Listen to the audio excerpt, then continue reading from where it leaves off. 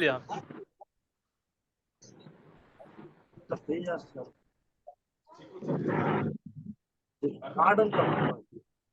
ఎవరు రావడము అదే మీకు ఇస్తా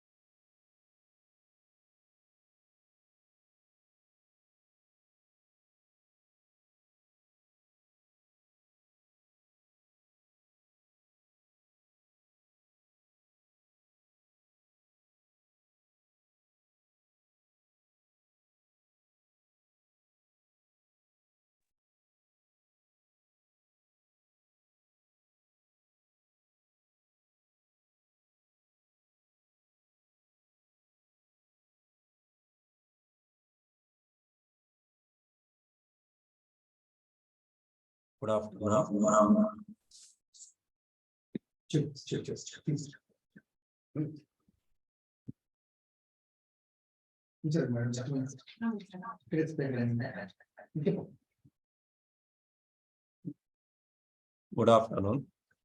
Good afternoon. Dear participants. The session will start at 2:15 p.m. Kindly bear with us. Thank you. Good afternoon. Dear participants. The session will start at 2:15 p.m. Kindly bear with us. Thank you. Good afternoon. Dear participants. The session will start at 2:15 p.m. Kindly bear with us. Good afternoon, dear participants. Thank you. The resource person will join at 2:15 p.m. Please kindly bear with us. Thank you. Session will start at 2:15 p.m. Kindly bear with us. Good afternoon, dear participants. Thank you. The resource person will join at 2:15 p.m. Please kindly bear with us. Thank you. Session will start at 2:15 p.m. Kindly bear with us. Good afternoon, dear participants. Thank you. The resource person will join at 2:15 p.m. Please kindly bear with us. Thank you. Session will start at 2:15 p.m. Kindly bear. Good afternoon, dear participants. Dear participants.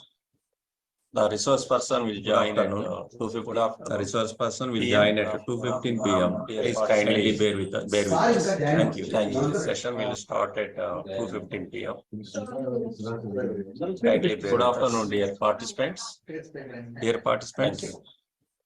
The resource person will join at 2:15. The resource person will join at 2:15 p.m. Please kindly bear with us. Bear with us. Thank you. Thank you. Session will start at 2:15 p.m. Kindly bear. Good afternoon, dear participants. Dear participants. Thank you.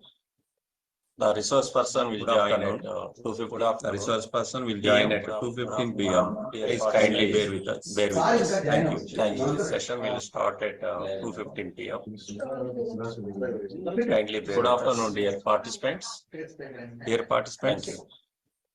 The resource person will join at 2:15. The resource person will join at 2:15 p.m. Please kindly bear with us. Bear with us. Thank you. Thank you. Session will start at 2:15 p.m. Kindly bear. Good afternoon, dear participants. Dear participants. Thank you. The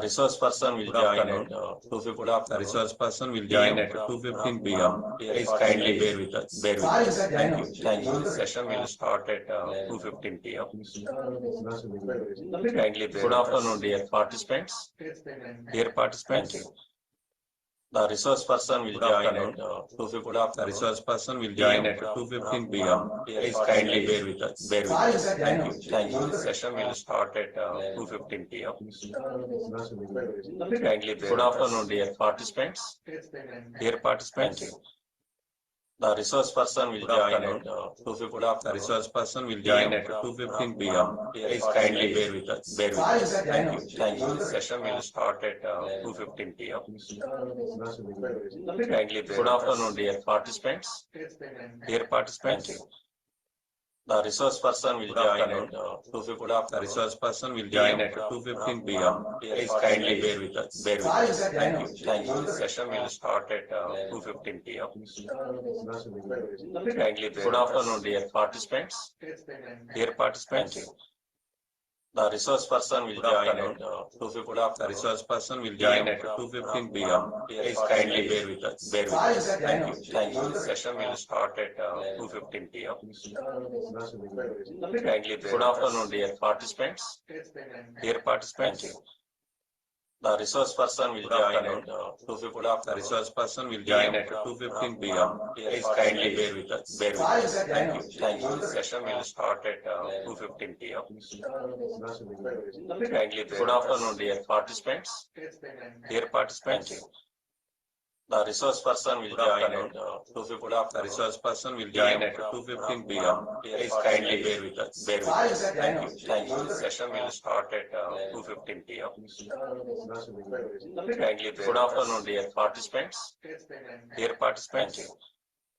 The resource person will join at 2:50. The resource person will join at 2:15 p.m. Please kindly bear with us. Bear with us. Thank you. Thank you. The session will start at 2:15 p.m. Kindly good afternoon, dear participants. Dear participants. The resource person will join at 2:50. The resource person will join at 2:15 p.m. Please kindly bear with us. Bear with us. Thank you. Thank you. The session will start at 2:15 p.m. Kindly good afternoon, dear participants. Dear participants. The resource person will join at 2:50. The resource person will join at 2:15 p.m. Please kindly bear with us. Bear with us. Thank you. Thank you. The session will start at 2:15 p.m. Kindly good afternoon, dear participants. Dear participants. The resource person will join at 2:50. The resource person will join at 2:15 p.m. Please kindly bear with us. Bear with us. Thank you. Thank you. The session will start at 2:15 p.m. Kindly good afternoon, dear participants. Dear participants. The resource person will join at 2:50. The resource person will join at 2:15 p.m. Please kindly bear with us. Bear with us. Thank you. Thank you. The session will start at 2:15 p.m. Kindly good afternoon, dear participants. Dear participants. The resource person will join at 2:50. The resource person will join at 2:15 p.m. Please kindly bear with us. Bear with us. Thank you. Thank you. The session will start at 2:15 p.m. Kindly good afternoon, dear participants. Dear participants. The resource person will join at 2:50. The resource person will join at 2:15 p.m. Please kindly bear with us. Bear with us. Thank you. Thank you. The session will start at 2:15 p.m. Kindly good afternoon, dear participants. Dear participants. The resource person will join at 2:50. The resource person will join at 2:15 p.m. Please kindly bear with us. Bear with us. Thank you. Thank you. The session will start at 2:15 p.m. Kindly good afternoon, dear participants. Dear participants. The resource person will join at 2:50. The resource person will join at 2:15 p.m. Please kindly bear with us. Bear with us. Thank you. Thank you. The session will start at 2:15 p.m. Kindly good afternoon, dear participants. Dear participants. The resource person will join at 2:50. The resource person will join at 2:15 p.m. Please kindly bear with us. Bear with us. Thank you. Thank you. The session will start at 2:15 p.m. Kindly good afternoon, dear participants. Dear participants. The resource person will join at 2:50. The resource person will join at 2:15 p.m. Please kindly bear with us. Bear with us. Thank you. Thank you. The session will start at 2:15 p.m. Kindly good afternoon, dear participants. Dear participants. The resource person will join at 2:50. The resource person will join at 2:15 p.m. Please kindly bear with us. Bear with us. Thank you. Thank you. The session will start at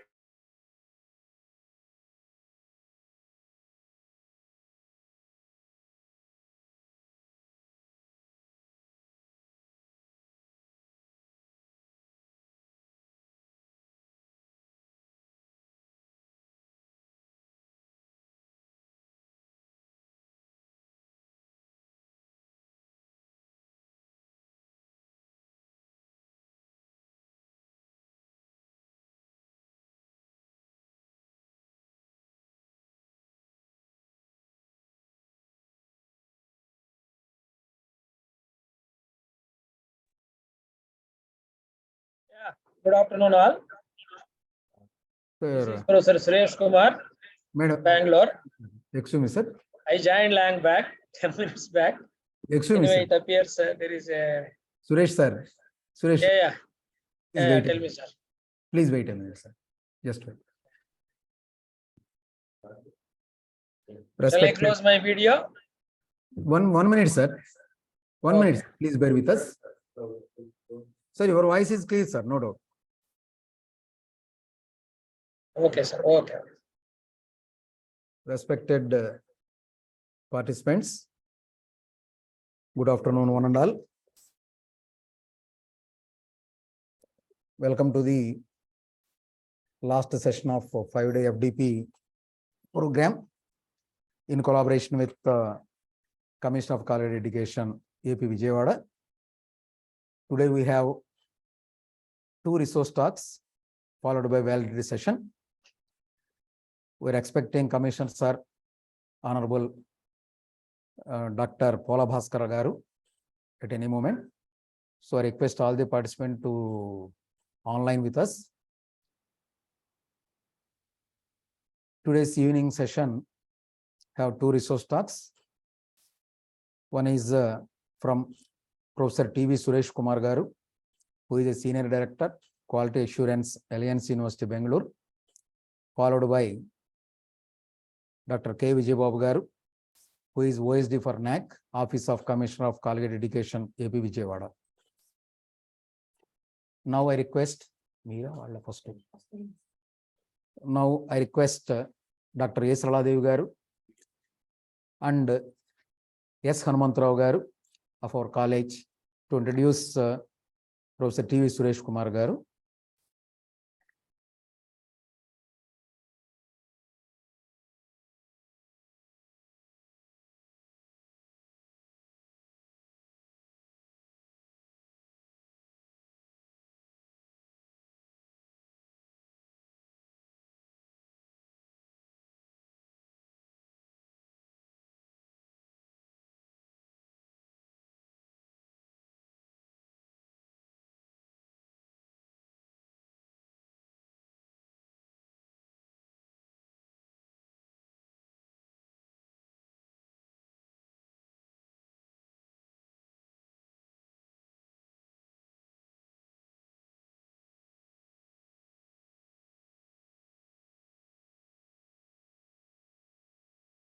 I request Dr. S. Raladevi Garu, in charge Department of Hindi of our college, to introduce Professor TV Suresh Kumar Garu.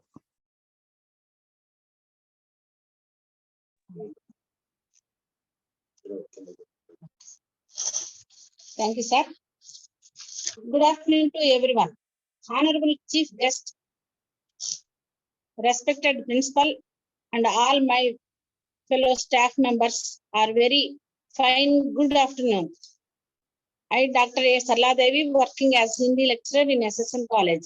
It is my pleasure to introduce our chief guest, Dr. TV Suresh Kumar Garu.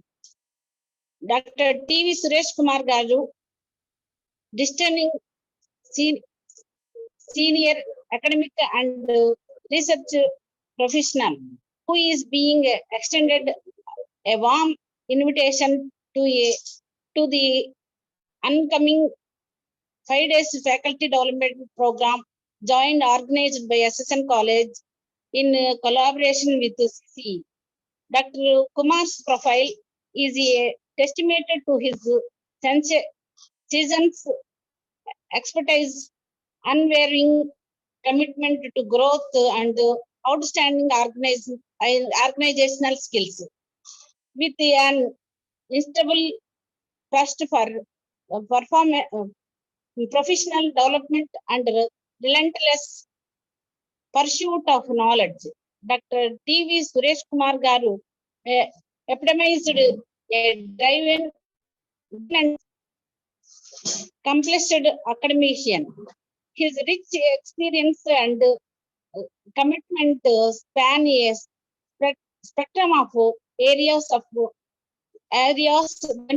only to his individual growth, also to the holistic enhancement of educational practice.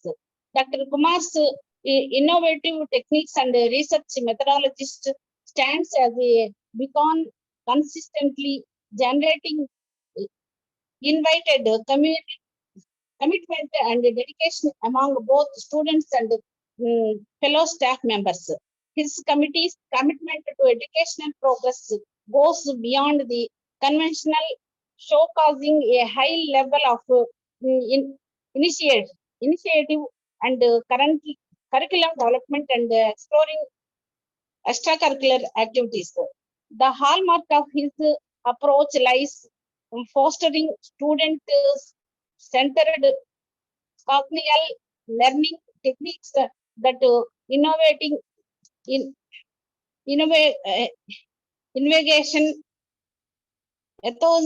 enthusiasm among learners while emphasizing the vital speech of value-based education. Diligence and resourcefulness are native in his professional character and underpicked by the intellectual, analytical and communicational skills. An active participation in the academic community. Dr. Kumar is a regular resource at the seminars, workshops, and self meetings. Contribute to his insight, learning fervently. Continuation, Mr. Hanumantarao Garu, hand over the program. Shall we start, sir? Thank you, sir.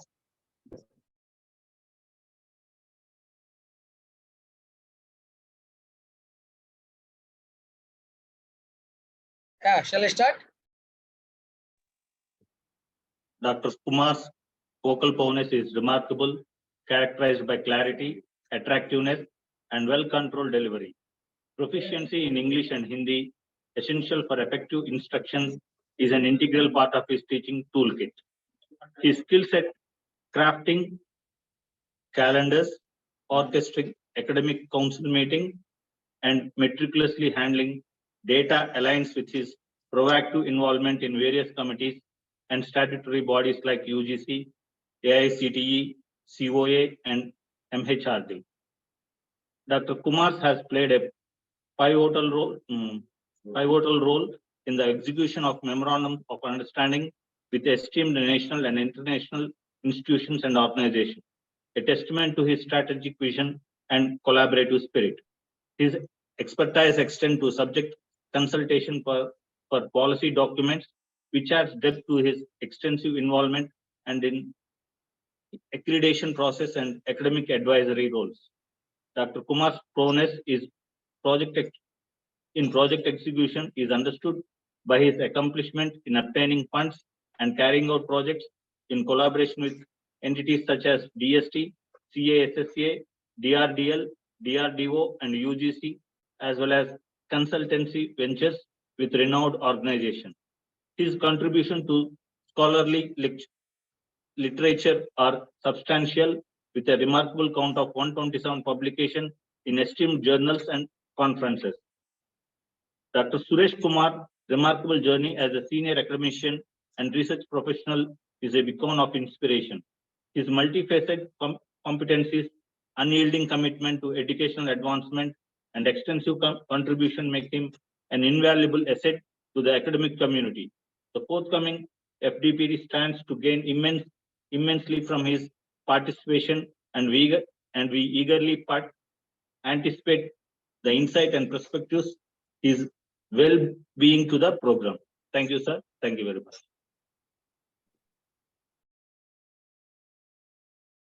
Thank you, Dr. S. Raladevi Madam and Sri S. Hanumantarao Garu for giving a brief introduction of our today's resource, sir. Now I request Professor T.V. Suresh Kumar Garu to give his resource talk, sir. Yeah, thank you for your wonderful this one. It is a very long, even I too don't know that much. I got inspired by the way they welcomed me.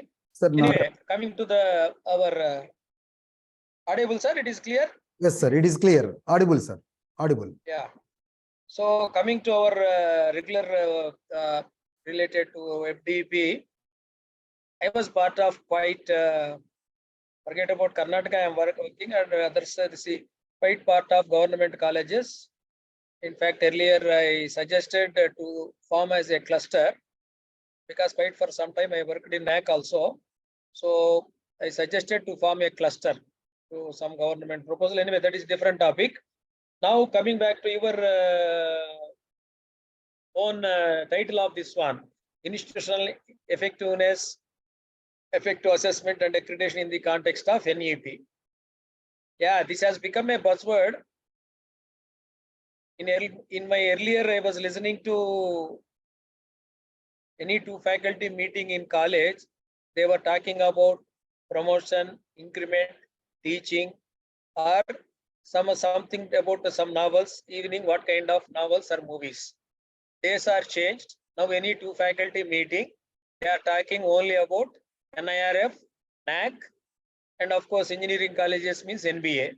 So no two faculty are free enough to talk about anything other than these three components. Essentially, they are all triggered with major works, NAC or NIRF or NBA. They are triggered with more works. The essence of this one is there is a global change of higher education system. You need to provide products which are compatible to higher education system. One of the predominant features, I think earlier speakers would have touched upon, the basic idea which we triggered and we noticed in the NEP is, most of you would have read it, but in earlier system, when a student entering into the 3 years program, if he is leaving after 2.5 years or without completion of 5 years, but staying 3 years on the campus, he don't have any job opportunities or anything to talk about. So in this NEP predominantly, that got rectified through the window of exit option. So designing a curriculum addressing the exit option is a challenging one, because in 3 years course, if a person exits, at what time exits, what are the skills, knowledge, attitude levels you need to have, is a challenging one to design curricula. Majority earlier speaker would have touched upon you. These are all NBA, NAC accreditation or international accreditations. They're all derived from Malcolm Baldrige principle of performance excellence. But basically coming to your NAC, it appears you are more focused into NAC. So the idea is, if you observe closely the 7 criteria, any institution curriculum is hard, especially in autonomous system. That is why coming days there will not be any affiliation system. Autonomous systems curriculum need to be developed comparable with globally, because now our higher education changed to global level scenario. So our products, that means students need to be face the competition, global level attributes. That what essentially we say in NEP also. So that is the first criteria you will come across. When it comes to second criteria, to teach that curricula, one must have a better teaching learning process. That means we test it as a qualified teachers are available or not, or well-designed learning methodologies are there or not. That is what second criteria touch upon. In brief, I am saying, so it has to be integrated, all 7 criteria. Even though we work in silos, individual faculty assigned the roles, responsibility, but the governance reflects on the integral way. It is not mutually exclusive way. Third criteria is essentially how you are updating your technology, you in the sense faculty. So basically it is technology or what you call your knowledge related to your domain or anything. So in that aspect, research and innovation is the one of the parameter, especially more into autonomous systems. First 3 criteria, that is only addresses. Having said that, have you provided a physical infrastructure? That is 4th one. Then after seeing that, whether really your student with your efforts, with your learning process, they have progressed well or not, that is 5th one. But interestingly, governance will come last. Actually, governance should be first one, but having it is coming over a period of time, it is coming 6th criteria, essentially governance, which helps to execute the curriculum. Basically, remember that curriculum is heart.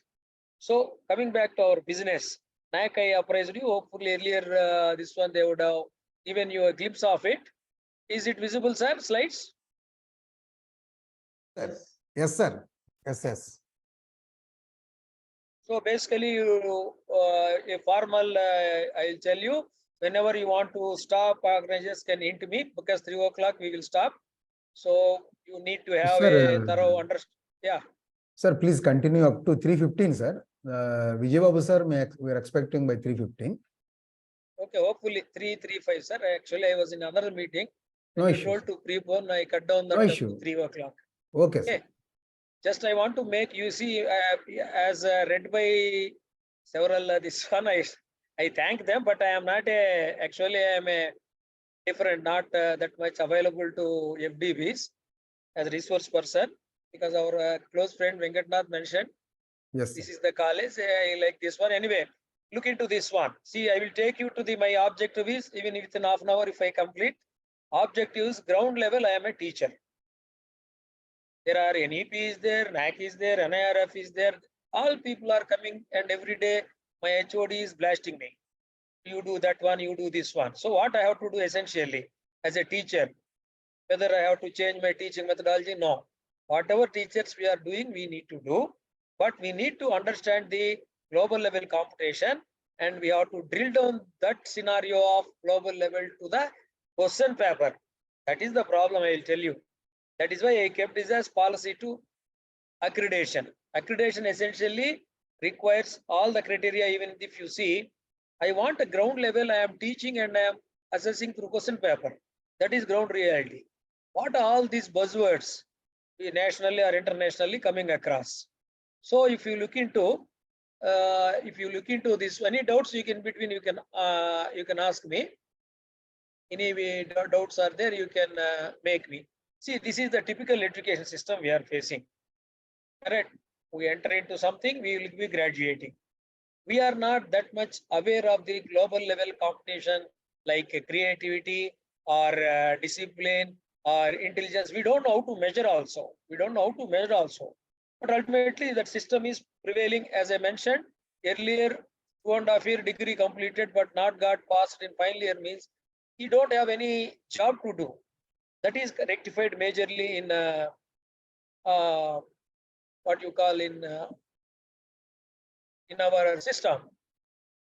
So, but still it is a difficult task for teachers, because teachers with NEP, they want to make student to be creative, well-established attitude, critical thinking, cooperation, participative learning, responsible citizens of India.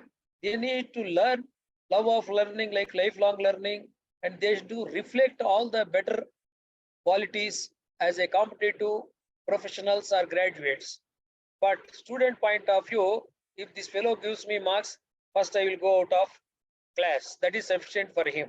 So NEP needed a strong foundation to address this, how to bring that changes into the system. Then only once it is in the system, definitely we will be able to complete. So why simply have not kept your slide here. This you can observe, it is a multidisciplinary, but parent route is that. I will tell you what is the difference between them. Then quickly I will pass on to this. Of course, you would have heard about all this one, developed all this one, but Rangarajan, Professor Rangarajan, Kasturi Rangan, in the NAAC office only, he did have very small office. He developed so much of material by consulting several people. But essentially, if you look into the last one, Kasturi Ranga, 31st May 2019, last line. So extraordinary feedback, he consulted the committee constituted under him, worked in very small room, and is very good work he has done to address these kind of issues in our higher education system, because we need to have several heterogeneous population across India. It is not similar. So in fact, that is the one of the reason under the reforms we are having NAAC reforms also, National Assessment Accreditation Council.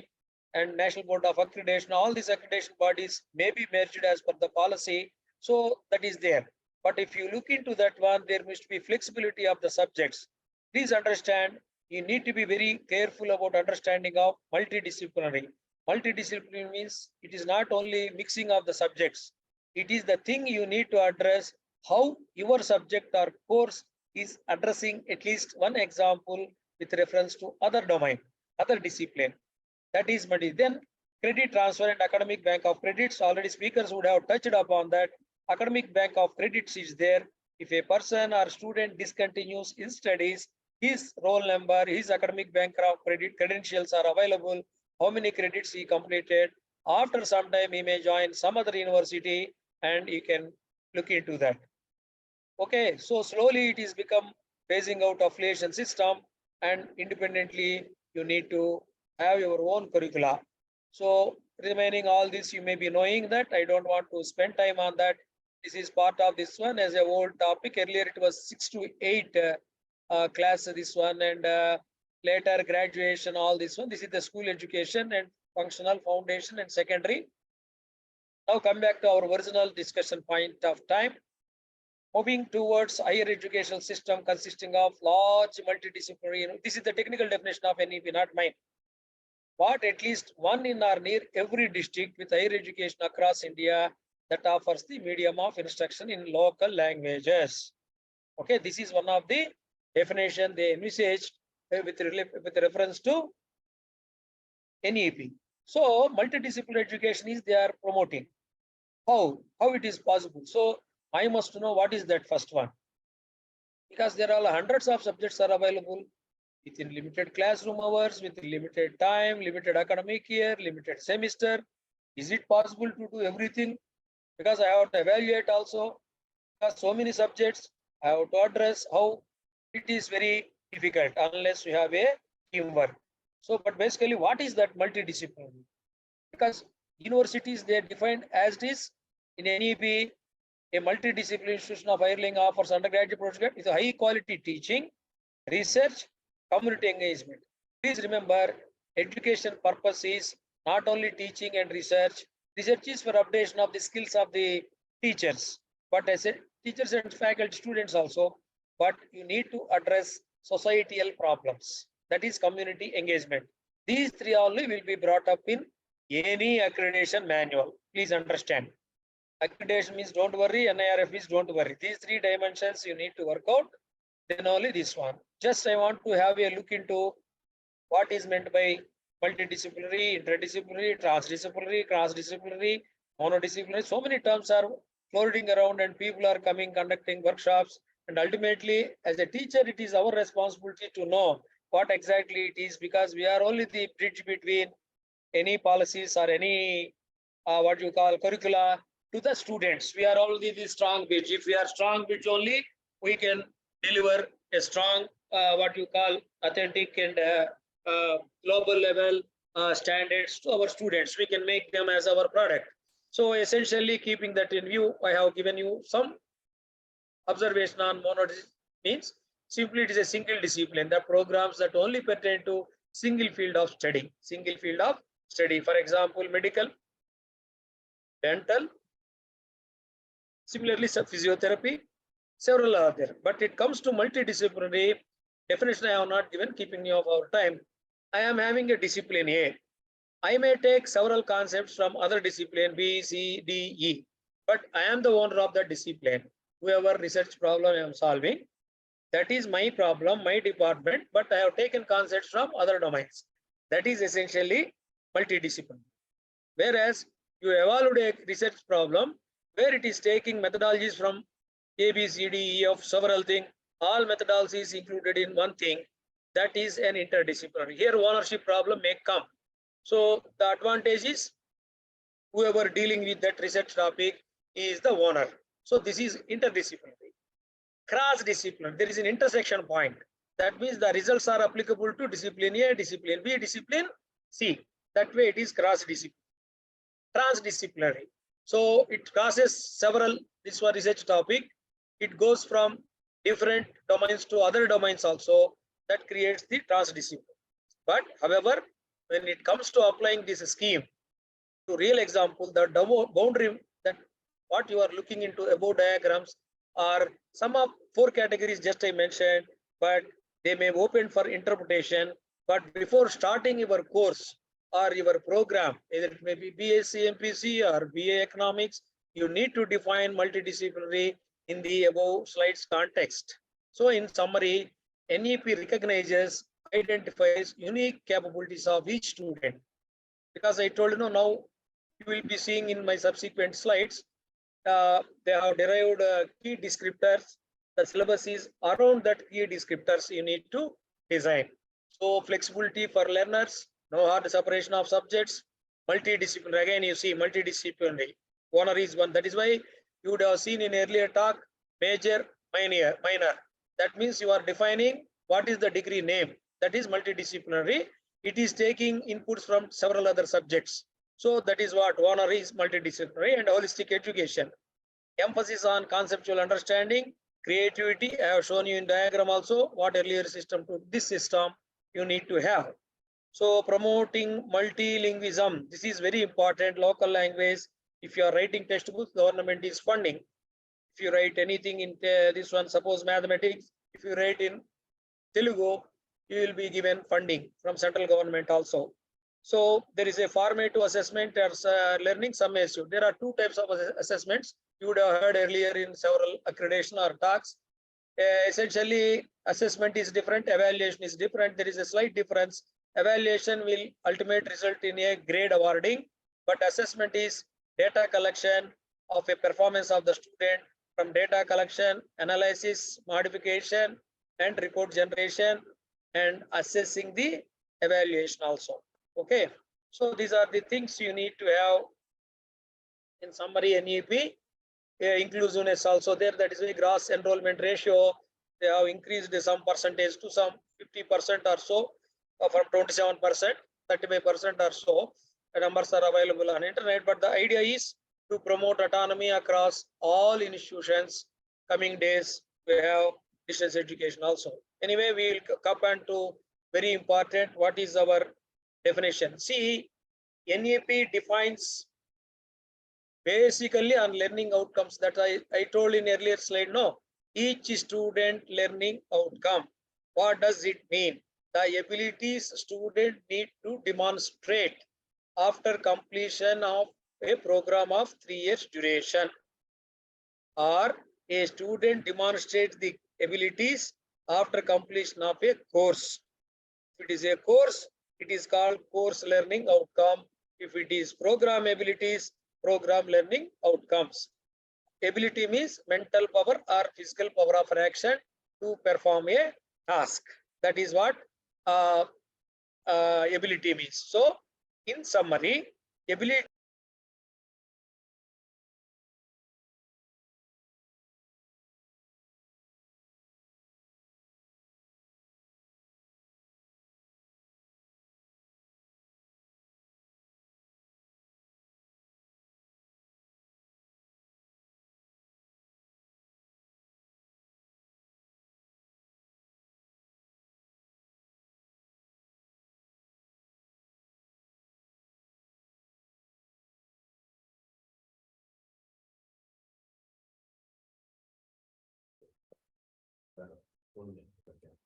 Respected participants, due to technical problem,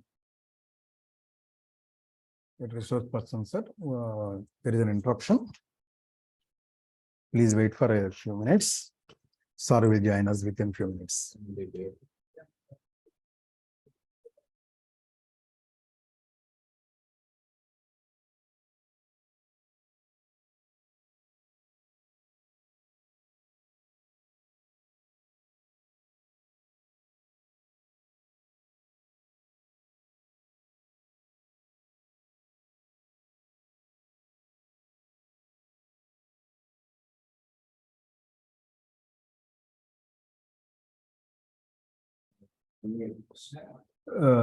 Suresh Kumar, sir, kindly unmute your device, sir.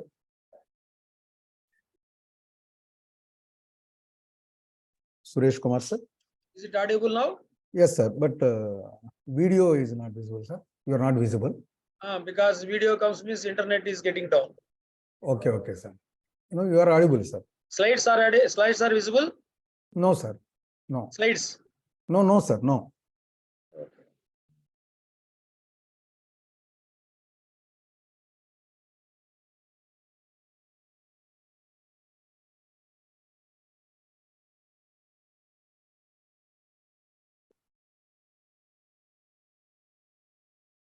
Slides are visible only when you on video, sir. No. Sharing, I have done that. Okay. But we are Sharing not. would have been again missed. Okay, sir. We are not seeing any slides, sir. Now, Yes, it seems to be sharing, sir. Just wait. Yes, sir. Yes. Now the slide 31 slide, sir. It is showing yeah. introduction. So this is the framework. So where I stopped, I think it is abilities where we stopped. See, we are having a program for 3 years, and it is expected there must be some attributes, or we call it as abilities to be demonstrated, program outcomes for a program. If it is a course outcome. So that is essentially called those abilities outcome-based education framework. So what are the educational levels we are offering? It is 4.5 to 8 in higher education NEP. And you need to design and develop curriculum. Designing and develop means syllabus, co-curricular activities, extracurricular activities, exit option you need to give. Then only it is called developing also, including instructional messages. How you assess that? See, abilities needs to be assessed. Nowadays, people in several talks would also as we can include sports, music, all this. That assessment is very difficult. For example, sports, if you see a football player, if he wants to hit the ball, he need to have a cognitive domain as well as psychomotor domain. So assessing is a soundproof system need to be developed for that. That is what total cycle is called outcome-based education. This is only for information. You can go based on this. This is developed, this NEP. If already it is done, I can skip this, no problem. 1 minute, I will keep that. This is what essentially you are seeing. SDG goal for UN goals for sustainable development goals. Goal number 4 is for education globally, inclusiveness and equality of quality education and promote lifelong learning. This is essentially we are talking about. So then credit system, you some they would have completed some this one. I want to quickly take you to the what essentially for higher education related, what they are looking for. So higher education is basically is an outcome-based framework as per the definition. That outcome-based education framework I mentioned, it is what is the syllabus you are developing with reference to the global level attributes, or what you are carrying out learning outcomes program level, as I told, abilities, and what are the descriptors under which we need to work, how you address multidisciplinary curriculum. Already I covered what is definition of multidisciplinary. It is necessary to define learning outcomes for each level, because as you know, exit option is there now. After first year, if we discontinues, what are the abilities you must be listing out? Okay, under the umbrella of 3 years.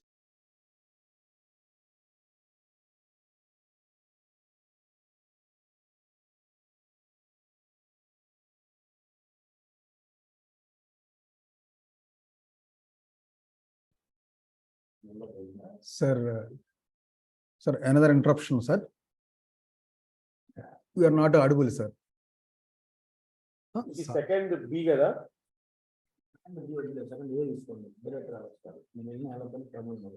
Audible now? Yes, sir. Yes, now fine, sir. In bit slide also visible now? No, sir. No, sir. Slides are not visible.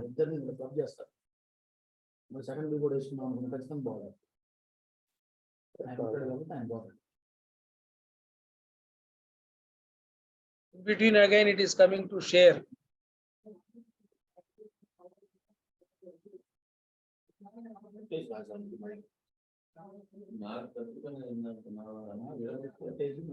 Now it is sharing, sir. I think in between it is going Yes, back sir. to. It is sharing, sir. Now it is sharing. So sir. now it is 4.5 to 8 levels, our degree, what you call this one. I can tell you in terms of before keeping you of time. Suppose your BCom is there, 3 years program. First, you need to list out each year at least 4 program learning outcomes. What does it mean? Abilities to demonstrate by the student after spending 3 years on the campus or off the campus. Under that, assume that 3 per or 4 per year, 12 program outcomes. Okay. Under that, I am developing my courses. Courses means subjects. Then co-curricular activities like value-added courses, everything. Then extracurricular sports.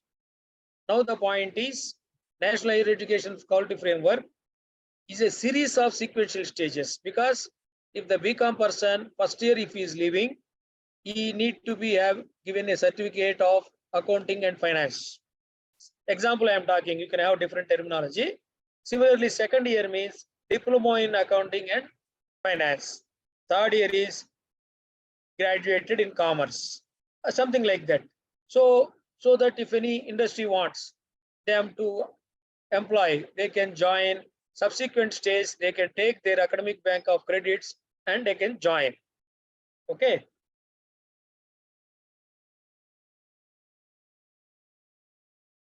Now come back to our this one quickly. I will go through that. Yes, I will actually stop at this level because there are so many slides to share with you because of time proximity. Please understand, all these program outcomes are all derived from NEP. These are the 6 learning outcomes descriptors. These are all called 6 learning outcomes descriptor. First 3 will go to subjects, courses, which we are taking textbook, and remaining what you call remaining textbook or question paper like this. 10 minutes. Remaining are general learning outcomes, constitutional, humanistic, ethical, and moral values, employment, readily skills. These 6 you need to change it to your program. That is what I told, program learning outcomes. After writing that, in that also you need to be very careful. Suppose 12 you are written, generally 50 are called technical outcomes, remaining 50% are called professional outcomes. That means the person, if he joins in his role after graduation, what are the abilities required, like communication skills, teamwork, okay, lifelong learning, all these may be required. That is essentially D4, D5, D6. And now they included constitutional, humanitics, ethical, and moral values. This is all derived from Bologna process. So constitutional, how you prove that he is a constitutionally committed person. So like that, they have essentially given you 6 descriptors. Under that, you have to derive 12, then you have to come your program outcomes to course outcomes. So this is not acceptable now. They are expecting global level real world skills. You cannot say that I can take only tests. You need to measure. That is why this is essentially just I am displaying you for your purpose. Undergraduate certificate, undergraduate diploma, bachelor of degree, honors degree is 6, postgraduate is 6.5, postgraduate diploma is 6 is. Honors is equal to postgraduate diploma 6.5. Master's degree 2 years, then master's degree, doctoral degree. In essence, you need to understand it is a spiral model. If a person leaving, you need to develop your curriculum like that. That is why my suggestion to who are all maybe in board of studies, you can have in basics, intermediate, advanced, these 3 categories. See, nowhere we can complete any course completely which is required within limited hours, within limited working days. We need to condense our syllabus, which helps them to learn further. So while designing your syllabus first year to third year or first year PG to final year, you need to be very careful what level of outcomes need to be there at that level. So These are the things which choice based they have given. I think you would have gone through that. Academic credit, 1200 years per hour, classroom teaching, story writing competition, debate, performing arts, all these are the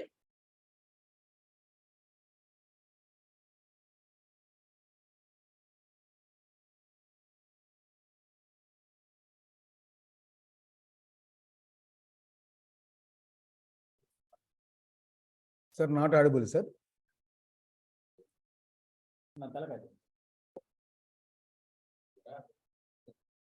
Respected participants, kindly wait, sir. The host will join within few minutes.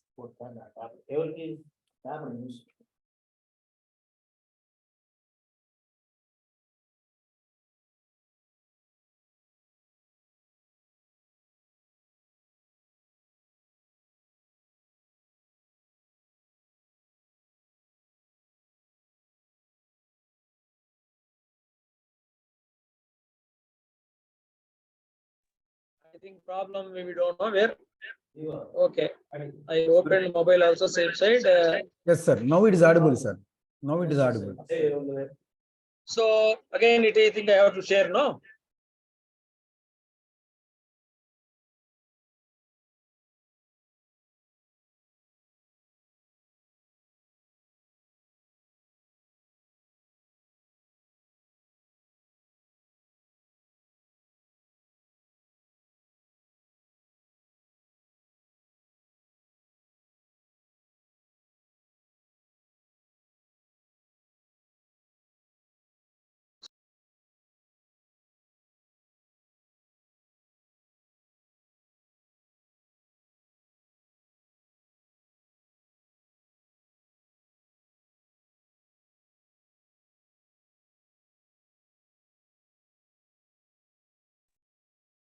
So essentially, you need to concentrate on program outcomes every year so that it will help you to design your curricula. As I mentioned, generally 50% will be directly comes to your courses, remaining like internships, which you are seeing on the screen.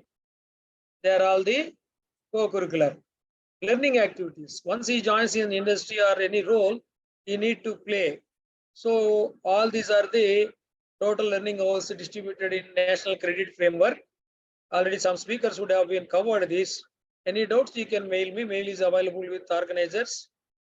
So we need to be very careful when we are conducting 3 years program. Otherwise, problem crops up and it will be back again. So here calculations, this is available on internet. Curriculum main features of curriculum framework. But basically, you need to understand how many key indicate descriptors we have shifted to program learn outcomes. From there, you need to design your, this is one. So I am giving a structure of your UG program for 120 credits.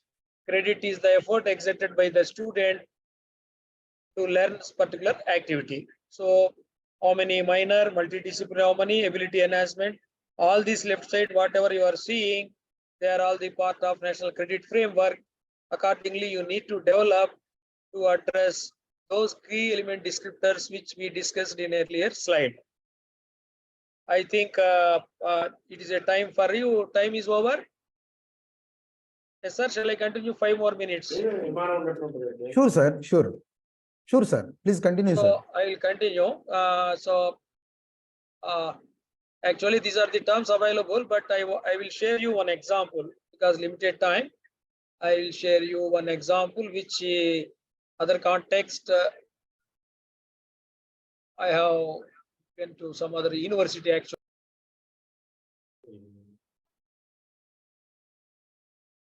Master దగ్గర మొబైల్లోనే fail అవుతుంది.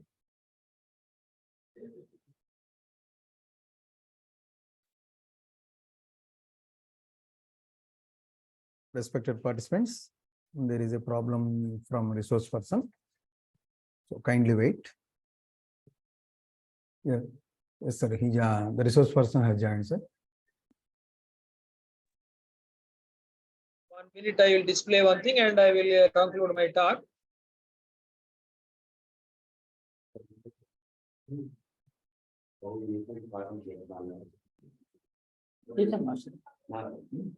is a national credit framework. All this you will get it. This is the way you know in national aid. Left side is knowledge and understanding. This is a course or subject related. D2 also skills required. That is subject related. Application, that is also subject related.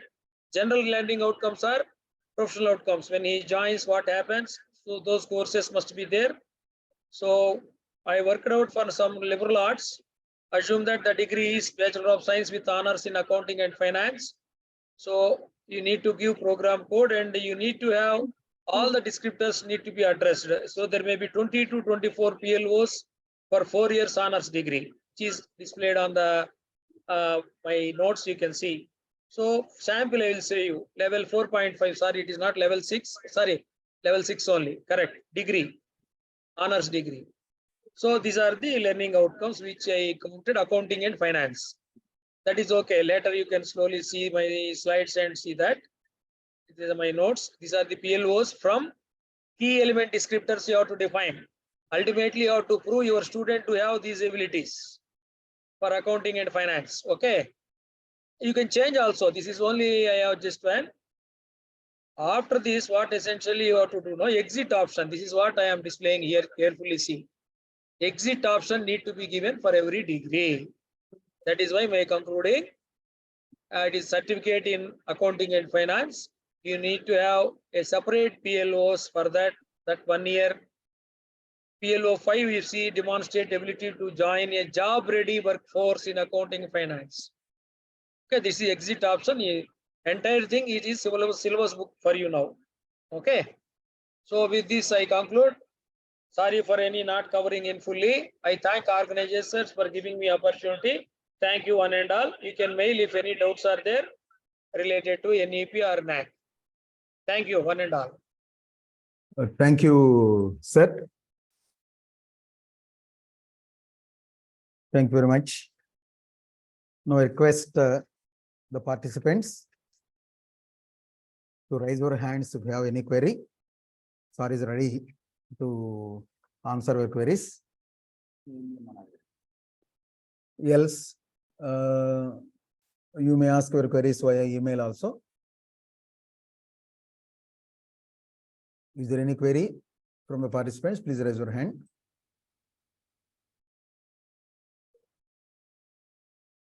Fine. Thank Okay, you, you can mail me. Thank you. Thank you, sir. Thank you, sir. On behalf of SS&N College and the Commission of College Education. Thank you. Sir. Now, I am leaving, sir. Thank you. fine, sir. Thank you. Thank you very much, sir.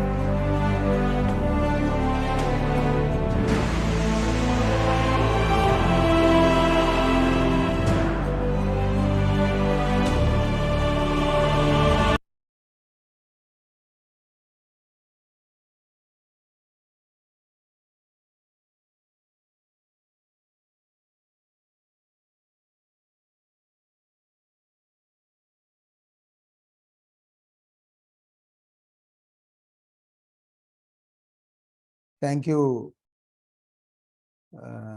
dear M. Venugopal Rao garu, who is a technical advisor. And thank you for your slide preparation. There is a small correction. Sorry is only OSD for NAC, and he is a senior academic officer. There is a small correction, sir. A small apology from my side also. And now, good evening, one and all. I take the great privilege to introduce today's eminent resource person, Dr. Vijay Babu Garu Koganti, who is OSD to NAC, Office of CCE, AP Vijayawada. He is a professor of English with 30 years of teaching experience, with normal qualifications like MA, BEd, NET, MPhil, PhD. He got very important additional qualifications. He is a master trainer in student-centered methods. He received a diploma in critical thinking skills from the prestigious University of Oregon, USA. And he also received a diploma in designing web-based teaching from University of Oregon, USA. He published 6 English language books, namely Enhancing English and Employability Skills, Poly Skills, published by CUP India, Skill Pro, Skill Jenny, which is internationally popular, Praxis Pro, and Skill Steps 1 and 2 by APSHI. They also published 6 literary books, Ila Rubudama Rangulu, which is a Telugu poetry, Vakadivaram Saintram,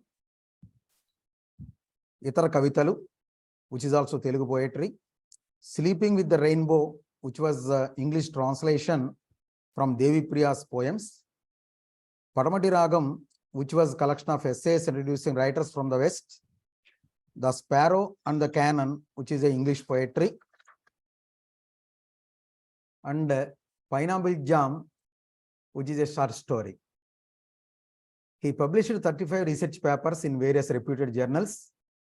He conducted 50+ workshops in student-centered teaching, critical thinking skills, communication skills, and soft skills as master trainer. He gave 40+ live TV sessions and 50+ guest lectures. He was a resource person in more than 15 webinars. The additional responsibilities backed by our professor sir as a NAC resource person. He guided more than 70 government degree colleges to achieve good NAC ranking. He is a resource person of APCCE, MHRDI, GETAM, and many popular institutions. He is a member on several board of studies and for APSHI. The awards received by Dr. K. Vijayababu Garu are international scholarships 2 times, State Best Teacher Award in 2017, Sri Nagabhairava Award for Poetry 2018. But he is a bilingual poet, short story writer, translator, and literary critic. With this brief introduction, I request Dr. K. Vijayababu Garu to give his resource lecture to the participants. Thank you, sir. Good afternoon, sir. Am I audible to you? Yes, sir. Yes. Okay. Right. Thank you. I thank all the organizers and the participants. Good afternoon to you all. The 5-day webinar series organized by SS&N College, NARASARAOPET have been very illuminating. And there are very good reports and very good feedback about these sessions. And we are really happy to co-host the program rather, because they have been insisting on conducting a qualitative webinar with eminent resource persons, and we are happy that we can share some of the eminent names from across India. And this has this webinar, which is thought to be of a state size, it has grown to the national level with all eminent persons across India and participants also from all over India. Good afternoon to you all. Let me share my screen first in a minute.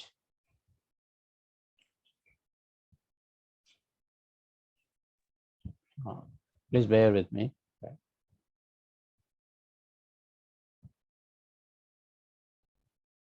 Sir, is the screen visible? Yes, sir. It is sharing, sir. Okay.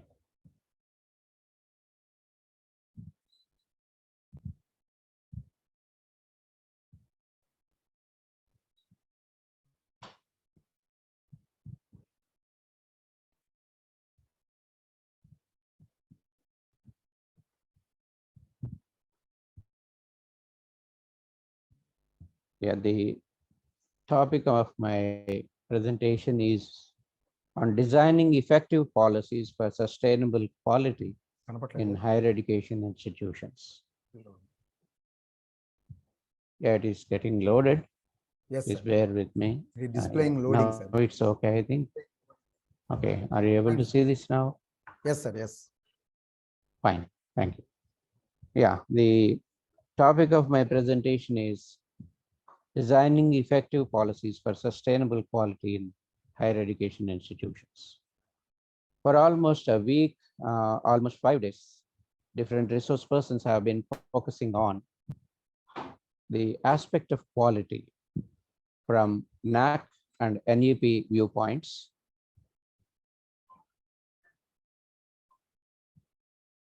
And to initiate qualitative aspects and to maintain them and to sustain them, we need different policies in higher education institutions. I would like to start off with a quote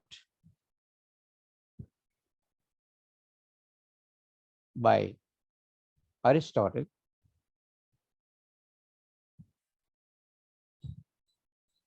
Quality is not an act, it is a habit.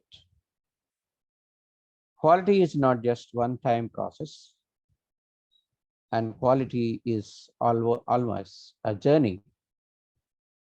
It's always a continuous process. Let me present to you the objectives of this presentation. After this session, you will be able to understand the need and importance of policies. You will be able to analyze various aspects that contribute for the design of the policy. Because without understanding the structure of the policy, you will not be able to design anything. That's why you will be able to analyze various aspects that contribute for the design of the policy. You will be able to identify the different policies needed for improving your institution. And I'm also going to share with you some model policies for a discussion. That's why you will be able to observe some model policies of the best institutions in India. And you will also be able to recognize the need for various committees to implement policies for sustainable development. As we just talked about it, quality is not just a one-time process. You need to initiate, you need to monitor, you need to develop, and you need to sustain. Then only quality will be a hallmark of your institution. With these objectives, I am going to present my talk. How can we define the quality of an institution? Dear friends, as this is the interactive session, as we always plan our sessions in an interactive mode, I'd like you to respond now and then. Maybe I may not be pestering you with many questions, but we need to have some interaction, otherwise it will be a monologue. That's why let me start with this question and try to answer from your own end. How can we define the quality of an institution? Please take 1 minute and try to respond. What do you think about the definition of the quality of an institution? How can you measure it? Any answers, please?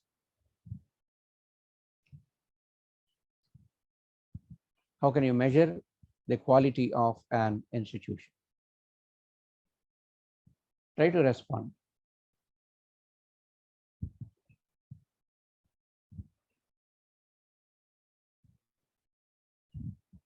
Any answers? These aspects. Sir, may I answer your question, sir? Yeah. Sir, please mute your devices and then speak. If you are using more than one device, kindly mute them and use one device, please. Yes, thank you. Thank you for responding. Please continue.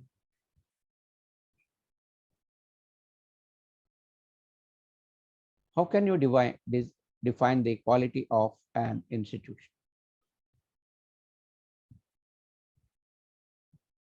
Yes, sir. If you look at the admissions of the institution, if you look at the teacher profile and performance, the assessment and evaluation practices, the results of the institution, the feedback from stakeholders, infrastructure and other physical facilities offered by the institution, students' progression to higher education and also to employability, and the values and best practices of the institution will decide the quality of an institution. That's why these are framed into 7 criteria by NAAC, you all know. And you also have been working hard to present your SSRs on these parameters, and we need to focus on these aspects to decide the quality of an institution. Before we begin, before we go into the analysis of the policies that are needed, let's have a brief discussion. We'll have 3 questions here, and I'll be glad if you can talk about them, if you can share your responses following the technical aspects. Kindly mute all other devices if you have, and speak only through one device and try to answer. These are the 3 questions for you. What do we mean by a policy? What is the difference between a policy and an effective policy? And the third one is, do we need policies for academic institutions? The first question, what do we mean by a policy? If some of you can respond, I'll be happy. I'll wait for half a minute. Please try to respond. What do we mean by a policy? Anybody? Any of you? What do we mean by a policy?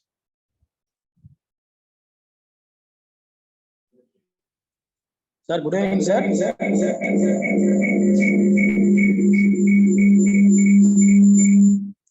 The system which we design to achieve something in some institution or in some sector, we call as policy, sir. System which we design to achieve something is called as policy.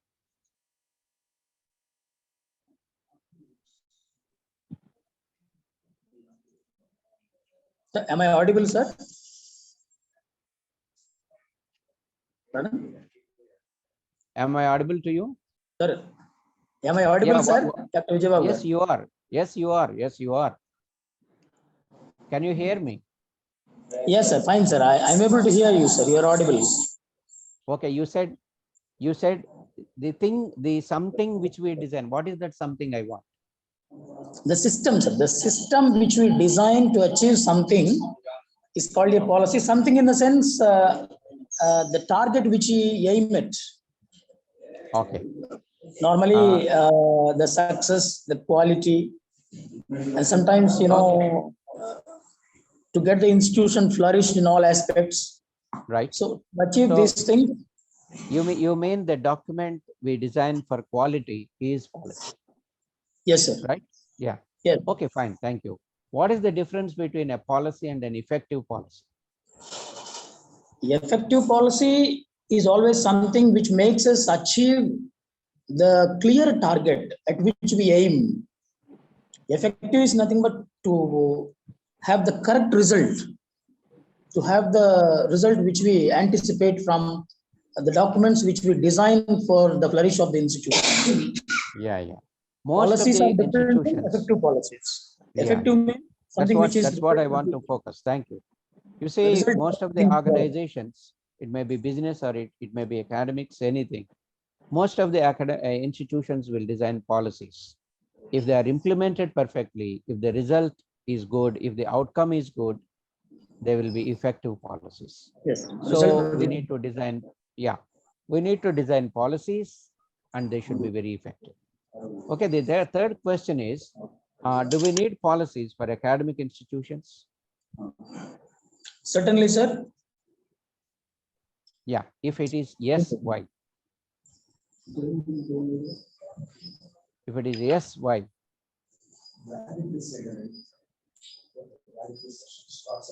You see, without policies,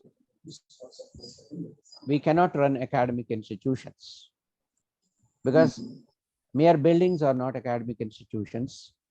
There will be teachers, there will be teaching staff, non-teaching staff, there will be administrative staff, ministerial, etc.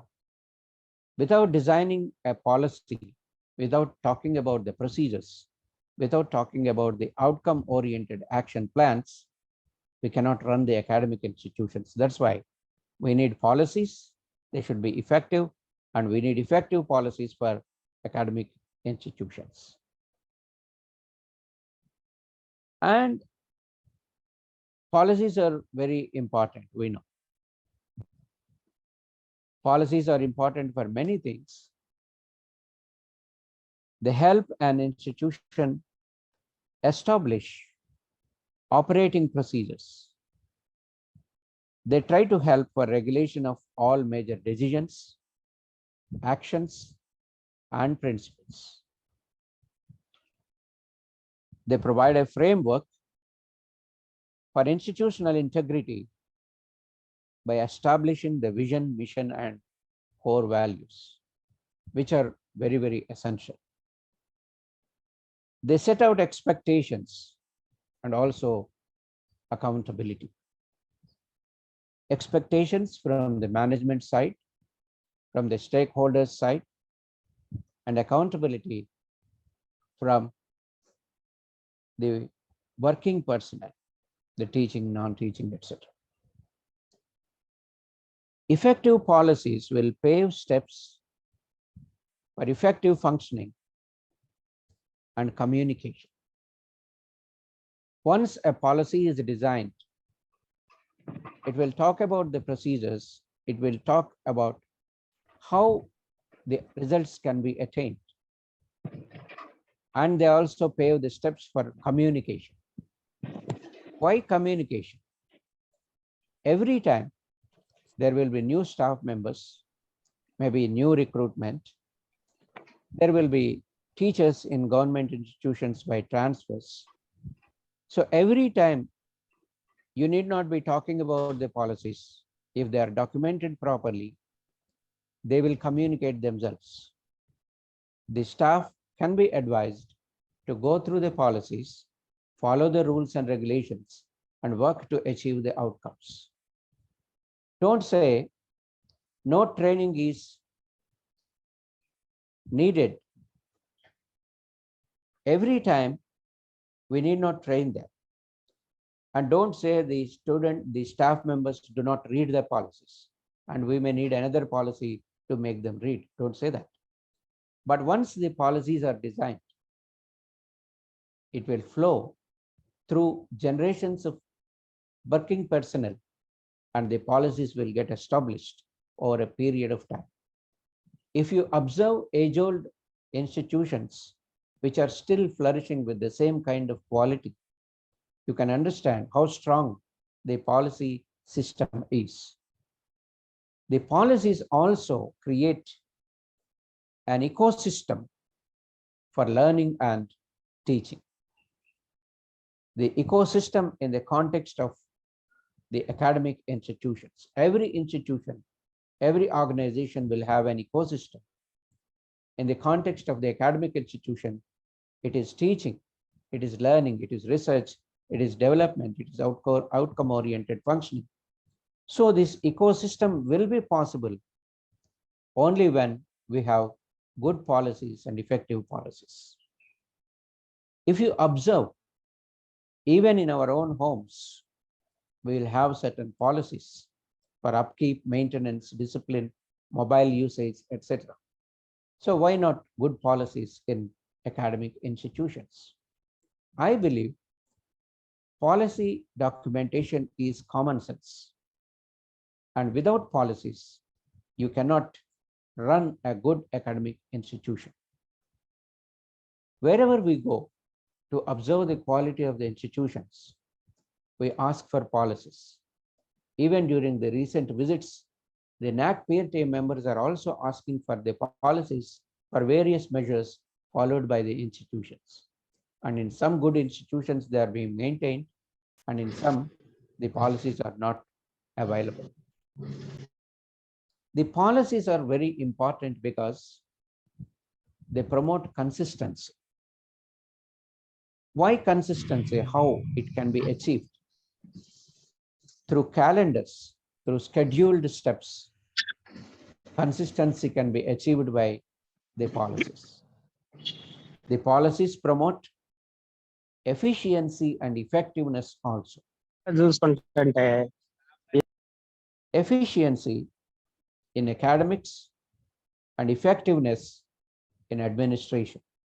So when you design a policy,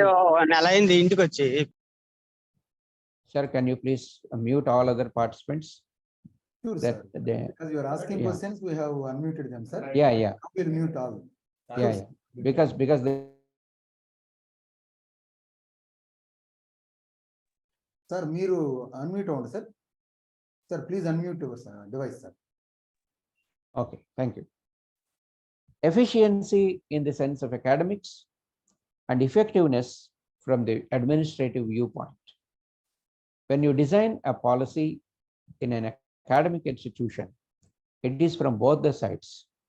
As both our eyes make a single vision, efficiency and effectiveness, academics and administration make the institution a glorious one. The policies also help to mitigate and manage institutional risks. If it controls the irresponsibility among the staff, it also prevents the blame game, that who is responsible for what. The blame game also can be controlled if you have an effective policy. And the legal, ethical issues also can be managed by the institutions if they have good policies. A good policy supports compliance and adherence with the accreditation requirements. When we were all young as students, this accreditation process was not there physically, but institutions were accredited and there were great admissions, there were great teaching, there were great results also. But now, as we need to quantify everything, the assessment and accreditation process has stepped in, and to contribute for a strong accreditation process also, the policies contribute. In a word, the policy offers the key for the success of an organization. And for this, to design various policies, we need to prepare a manual of policies, and this manual sets the expectations, enhances employee productivity, ensures the responsibility of stakeholders, acts as a reference guide, acts as a communication tool, and it promises accountability, and it institutionalizes the mechanisms that should be followed. It helps to monitor the progress of implementation. Once again, let me briefly talk about these things. The policies set expectations from admin and academic side. The policies enhance the employee productivity. The policies ensure the responsibility of stakeholders. The policy acts as a reference guide, as a communication tool. The policies promise accountability. It increases the sense of responsibility and ownership, because this ownership is not seen in most of the institutions.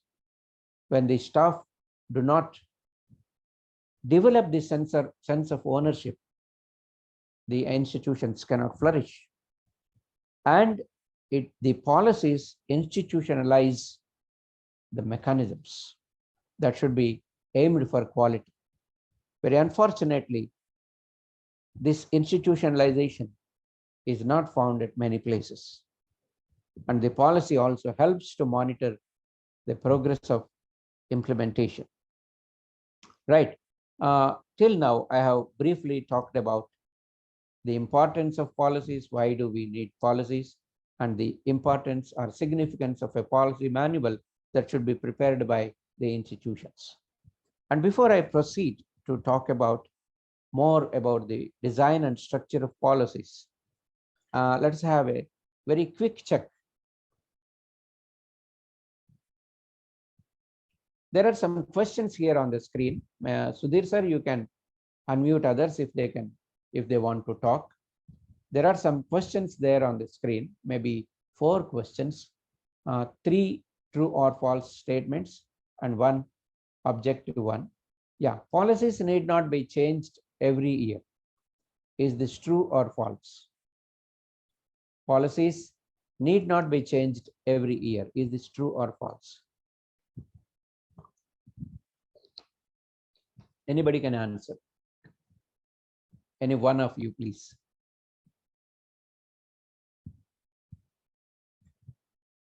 Do you have static policies? Sir, I think this is a false statement, sir. We have to change policies every year. We need to do that. Okay, fine. Okay, the second In my question. opinion, this is false, sir. Yeah. Yes, it is correct. And then a good policy document. Sir, am Okay, I I audible, have sir? given. Yes, you are audible. You are audible. Okay, there are 5 statements here. Please choose any 4 answers. A good policy document should be practical, should be practicable, should be ambitious, should focus mainly on assessment criteria, should fix stakeholders' responsibilities. Can you choose only any 4 of the following, please?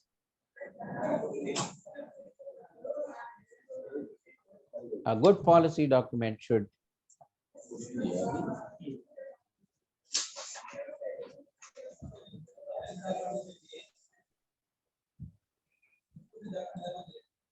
any answers? Sir, it should be fixed to stakeholders' responsibility, sir, as I believe. Okay, you can choose any 4. Any 4, except C. I choose 4, sir. No, Okay, it no, should no. be practical. 1 minute, sir. 1 minute. Except should be practicable, practically.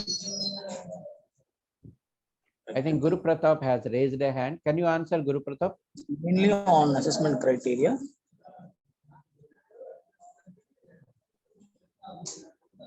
Okay, can we pass the chance to others? Okay. Yes, Guru Pratap Reddy. One Mr. Guru Pratap Reddy raised a hand. Yes, please answer. Except B, I just go with all the other 4, sir. Okay. Okay. Okay. Yeah. There's one Guru Pratap Reddy who raised a hand.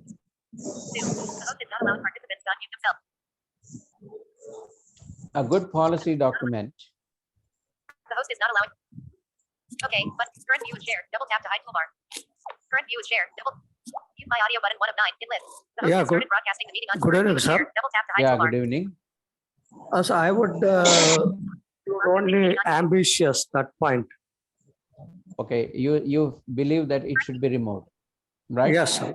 When all the 4 are Current view is more shared. or less The host has started broadcasting the relevant meeting on YouTube. to policy document. The host has They started are more broadcasting. relevant, right? Yes. A policy document should be practical, it should be practicable, it should focus mainly on assessment criteria, It should fix stakeholders' responsibility. share, Yes, double yes, tap to hide Guru toolbar. Pratap, right.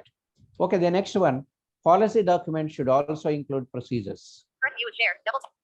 Current view is shared. Double tap to hide. True Current or view is shared. false? Use my audio button 1 of 9 in list. Policy document should also include procedures. Is it true or false? Anybody? Should a policy document include procedures or not?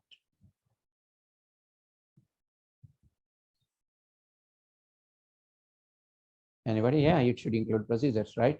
Okay, when there are policies and procedures, committees are not required. When there are policies and procedures, committees are not required. Is it true or false? Sir, both are essential, sir. Very nice. They are When you have- important. Yeah, when there are policies and procedures, committees are also required. Okay, thank you. Okay, then let us focus on how we can design policies and how we can structure a policy. So we have agreed that there should be policies, procedures, and committees, right? So the policies are designed to set the expectation for employee behavior, and the procedures are they will outline the steps for execution of the policy, and the committees, they implement policies through prescribed procedures. So the three are very important, not just designing a policy. The policy should have procedures for execution, and there should be committees that to implement the policies through prescribed procedures. I think you will have some policies in your institution, right? Can you share some of the policies which you have in even your institutions? Can you name at least 4 or 5 policies you have in your institutions? Anybody?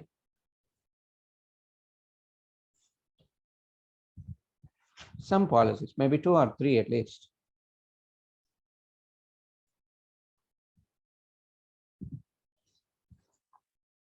What policies do you have in your institutions? We know that every academic institution will have some policies. Otherwise, the institutions will not flourish.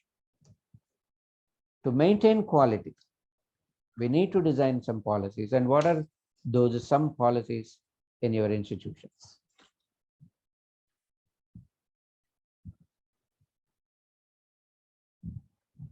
Okay.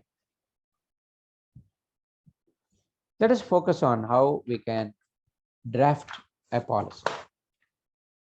If you have participated in drafting a policy, you will be able to understand this. How can we draft a policy?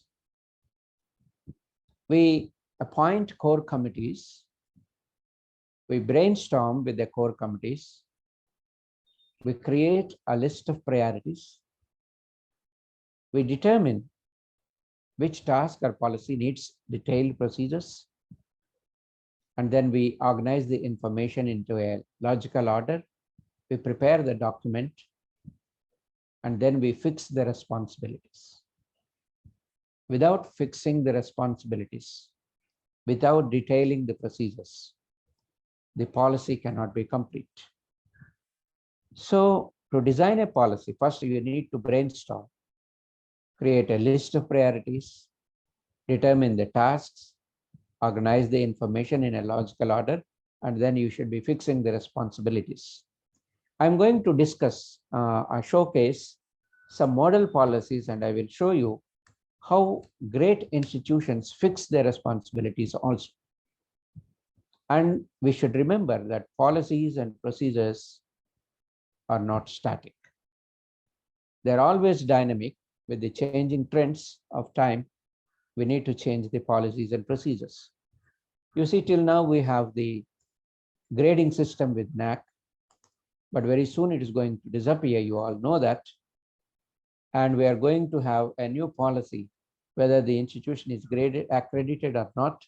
or nearer for accreditation, ready for accreditation like that. So in that context, we need to change our policy once again. So from time to time, we have to change our policies and procedures. So how can we design a policy? Let's focus on that.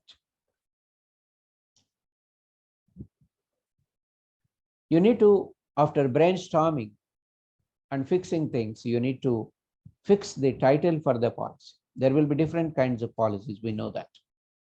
We have to fix the title.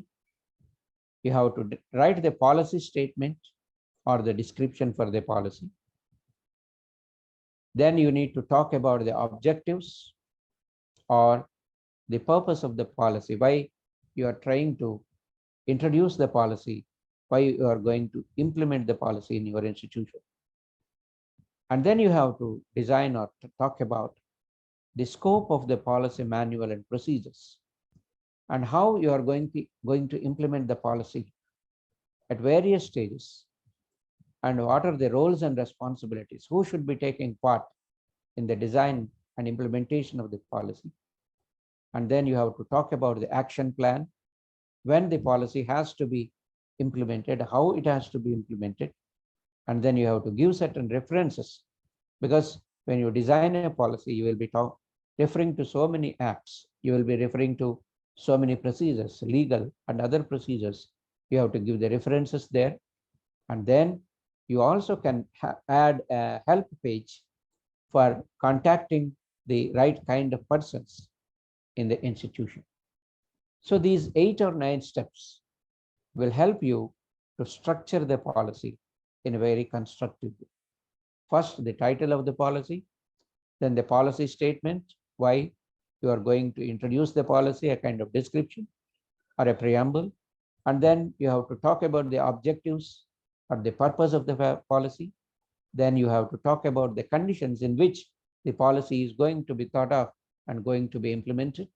And then the scope of the manual and procedure, the roles and responsibilities that are fixed in the policy, procedural details, action plan, references, and finally the help page. These will help you to design a very good policy. Right.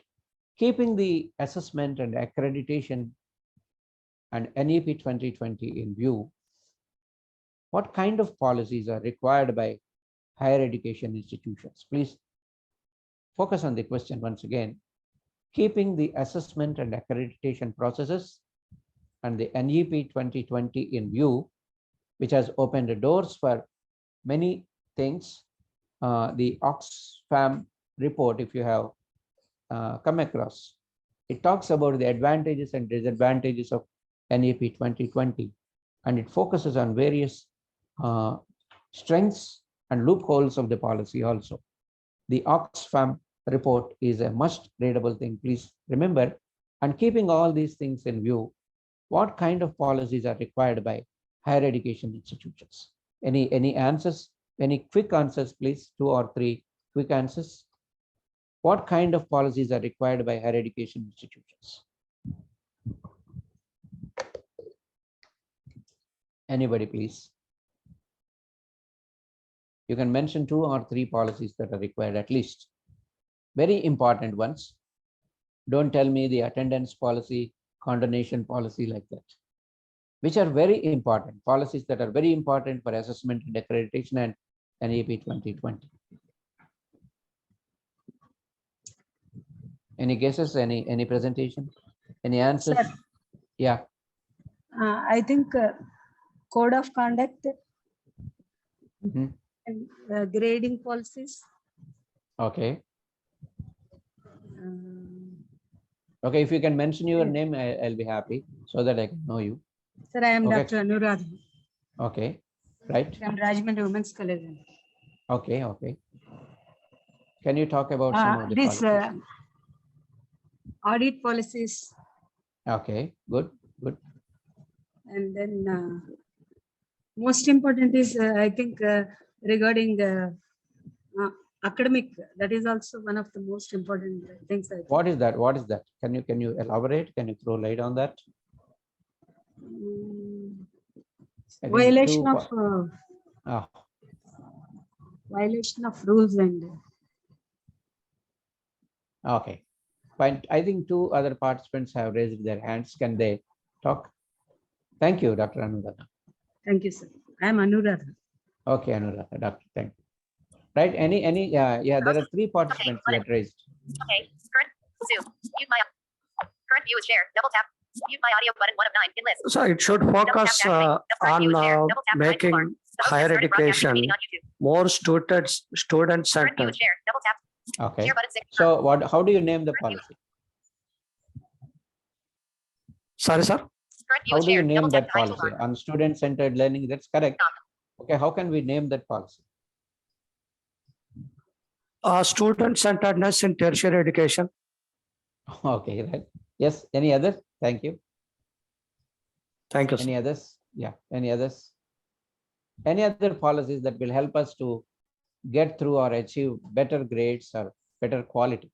Grades are only quantified quantity. Yes, yes. Good evening, sir. I'm Dr. Jyotirmay from St. Teresa's College. Good Research evening. policy is also necessary, I believe, sir. Yes, yes, yes. You are right. You are right. Any other policies that contribute for the quality of the institution? Okay, that's fine. Thank you. Thank you for your responses. Let me share some of the policies which are found in the best institutions across the world.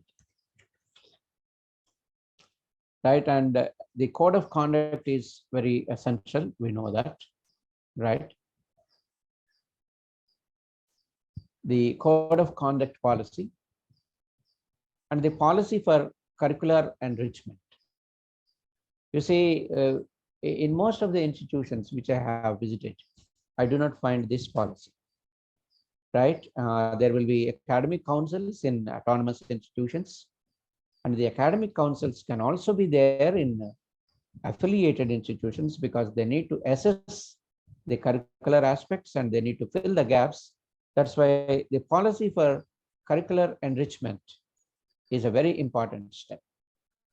It talks about the gaps in the curriculum, how they can introduce certificate courses or add-ons, and how curriculum can be strengthened and what measures can be taken, and such things can go into the curricular enrichment policy. And you see a lot of focus has been laid on cross-cutting issues nowadays, right? And when we were all children, our teachers used it to teach them very unconsciously. There was no conscious practice, but they were all dealt with very unconsciously in a regular classroom. Even the chemistry teacher or the physics teacher was talking about life and the important aspects of life, even in a physics class or a chemistry class. And the arts teachers were dedicatedly doing that. But nowadays, a lot of thrust and focus has been laid on cross-cutting issues because these humanitarian aspects are disappearing in the human life. That's why the students ought to be taught about them. That's why the policy for promoting cross-cutting issues through various aspects, through curricular, co-curricular, and extracurricular activities, that's why one policy is required for that. And then the feedback collection and consolidation policy, which is very essential because quality can be improved only through proper feedback, not just the mechanical feedback. I'm going to talk about them also.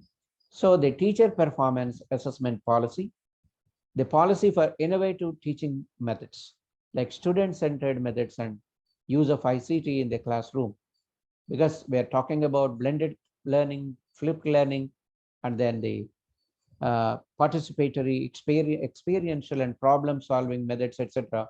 So if you go to visit any great institution, maybe 20 or 30% of the teachers are implementing these things, and most of the teachers are not. I'm very sorry to say this. That's why there should be a policy in every institution to implement innovative teaching learning methods. And then there should be a policy for teaching slow and advanced learners. In most of the colleges, how do you recognize the slow learners? What is the basis for it? And the teachers don't have any answers. What are the activities you are doing or you are offering to develop the slow learners? There is no answer. They will say bridge courses, They say we are offering material and we are conducting assignments like that. No, certain special steps should be taken to develop thinking skills among the slow learners. And what kind of policy, what kind of activities must go into that? That's why a special policy for teaching slow and advanced learners must be designed and implemented. And then there is a policy for mentoring.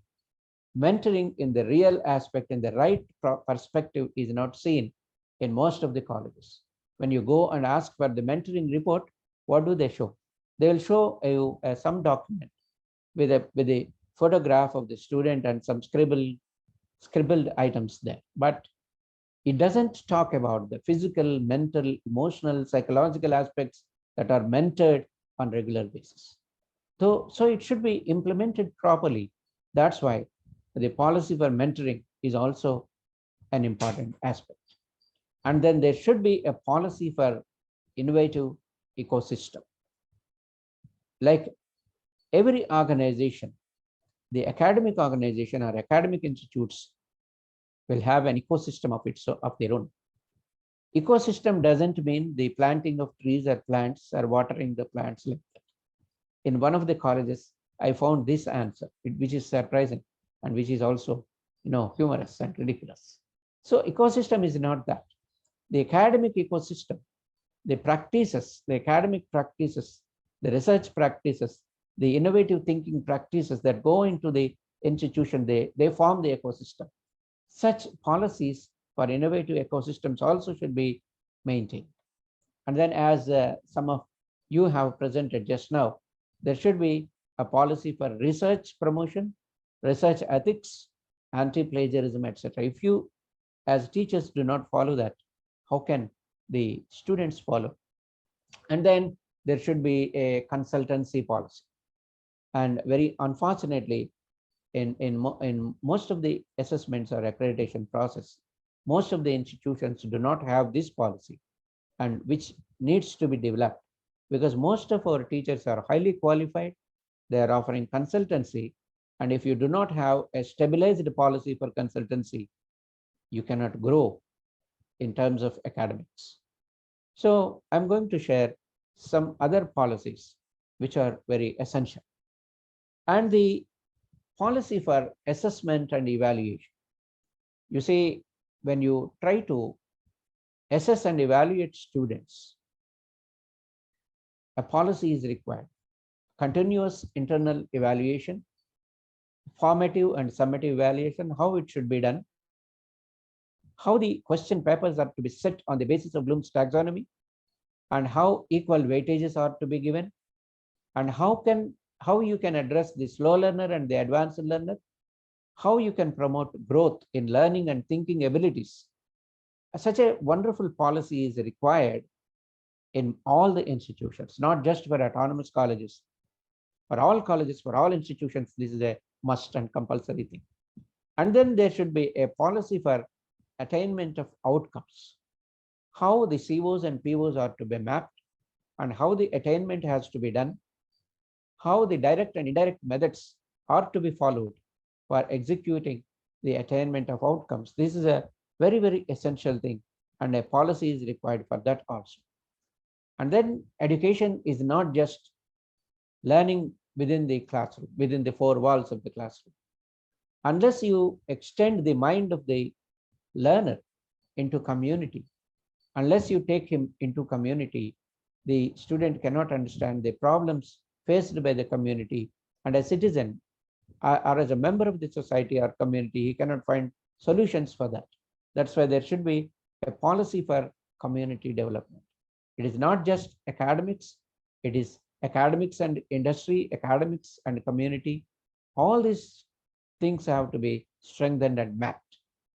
And then there should be a policy for promotion of research and its facilities. Not just 2 or 3 people publishing papers, writing books, etc. All the faculty members, at least 80% of the faculty members, should be able to concentrate on research and publish at least 1 paper a year. It is not for boasting of one's merit.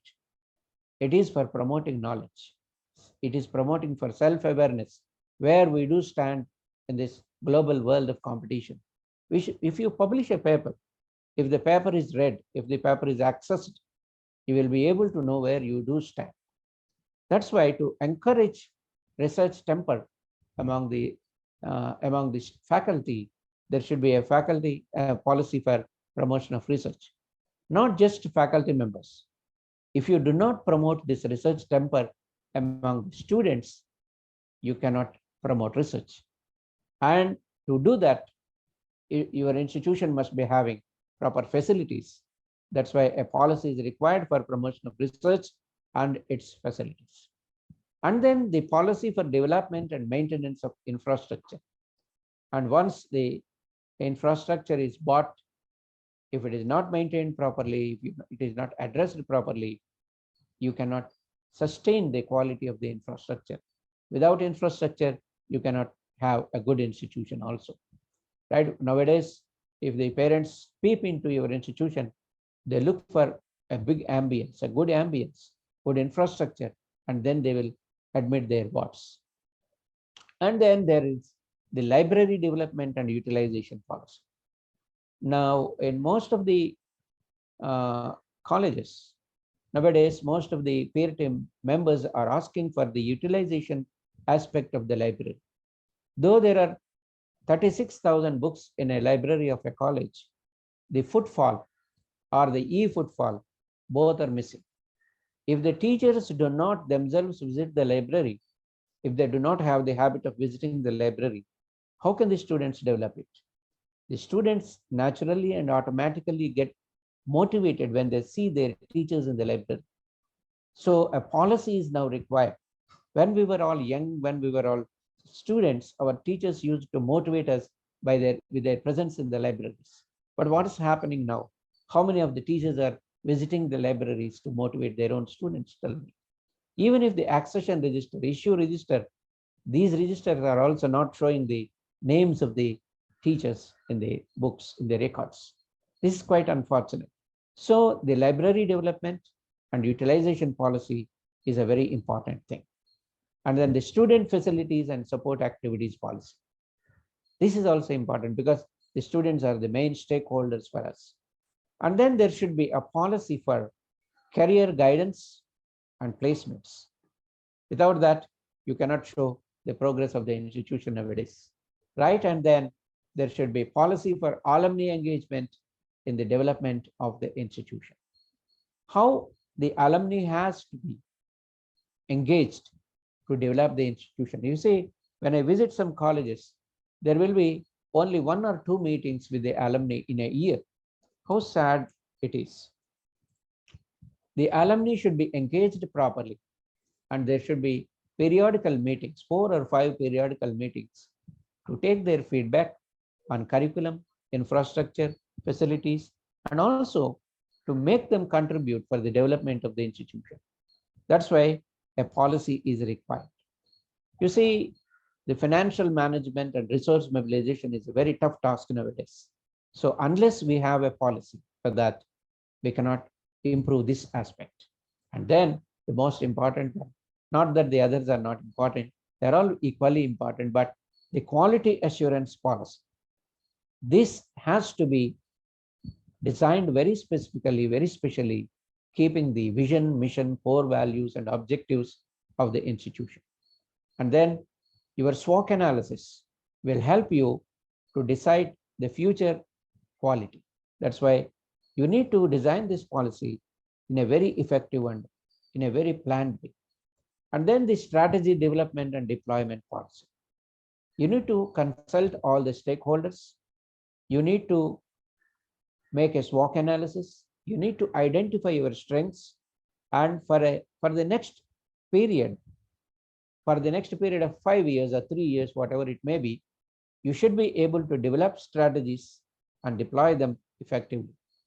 And the last one, I believe, these are only some suggested policies. You can add or you can delete whatever you like, but these are very essential for developing an institution. The development of values and best practices policy. The best practices can be from the academics, from the administration, or from the extension services, whatever it is. You have to identify and design policies with a unique nature. And then after talking about the policies, some of the policies which we need to implement, I would like to share with you some model policies designed by Basilius College of Engineering and Technology. I browsed through various manuals and I found this manual to be very useful. And for the first one, for policies, I am going to share with you the policy manual of Basilius College of Thiruvananthapuram, how they have framed excellent policies in the form of a manual. And the second one, Madhav Institute of Technology, Gwalior, they have written their evaluation and attainment policies so well. And I'm going to share with you these two things. Just give me 1 minute.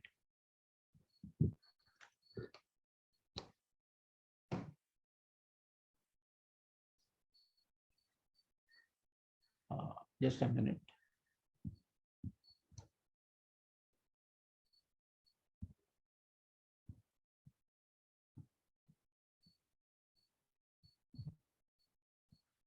Sudhir Garu, can you see the screen?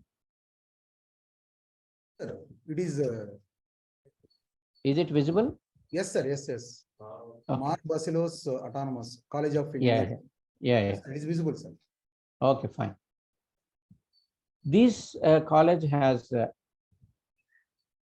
prepared a manual of policies, which is really excellent.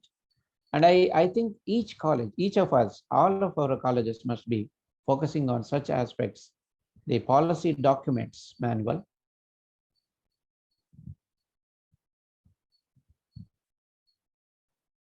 And they have taken several pains to do that, but it is really good. Just a minute. Yeah. Please see the list of policies they have. Okay, academic policy, admission policy, code of conduct, cultural policy, environment policy, gender equity policy, grievance redressal policy, IT policy, energy policy, physical education policy, and then research policy, water management policy, publication policy, consultancy policy, waste management policy, and then assistive policy. Okay, I would like to show you how they prepared the academic policy document. I like this very much because they included several aspects into this. Okay, as we talked about the policy structure and design, it started with the policy statement and then the objectives. Okay, you see the objectives clearly, carefully.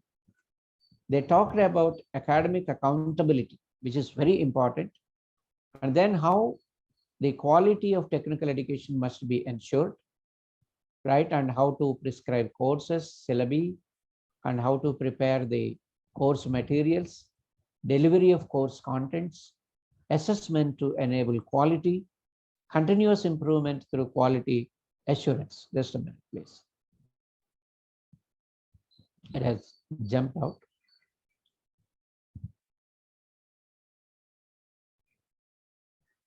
Okay, and then they fixed the roles and responsibilities. What is the responsibility of the management, principal and vice principal, internal audit cell, what it should do, the academic deans, what they should do, the PG dean, what he or she should be doing, you see. And then the job chart of the controller of examinations and the head of the department, what he or she should be doing. You please observe how many roles are fixed here. And then what are the job chart, or what is the job chart of the course instructor? When you fix a policy like this with all roles and responsibilities, it will automatically have an impact on the performance of the institution. And then what the module coordinator should be doing. And then what is the role of the mini project in charge. And what should the seminar coordinator do?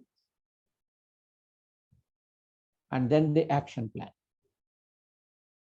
Please observe how each step is meticulously prepared and documented.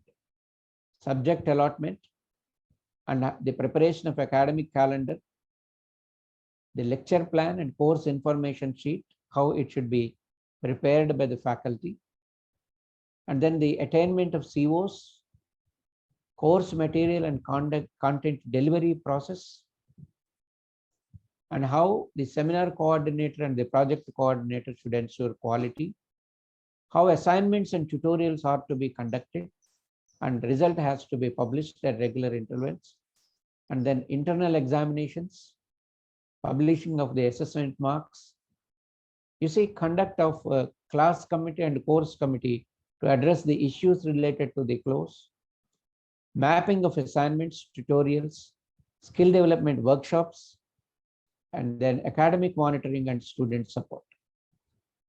How each committee, the class course committee, advisory system, how each committee should contribute and what are their roles in conducting academic activity in the college.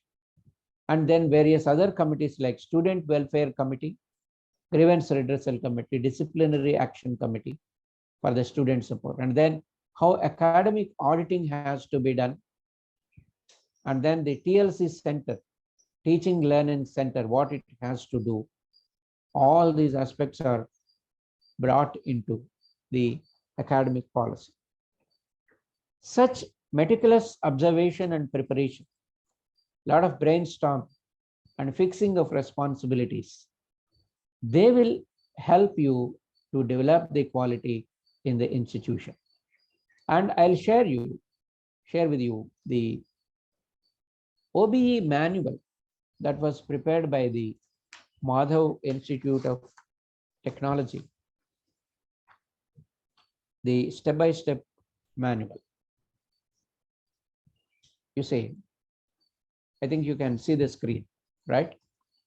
Yeah, when you design a manual or a policy for your outcome-based education, they have prepared two manuals. One is a very detailed 25-page manual, and the other one is a 7-page manual, which is very concise and crisp.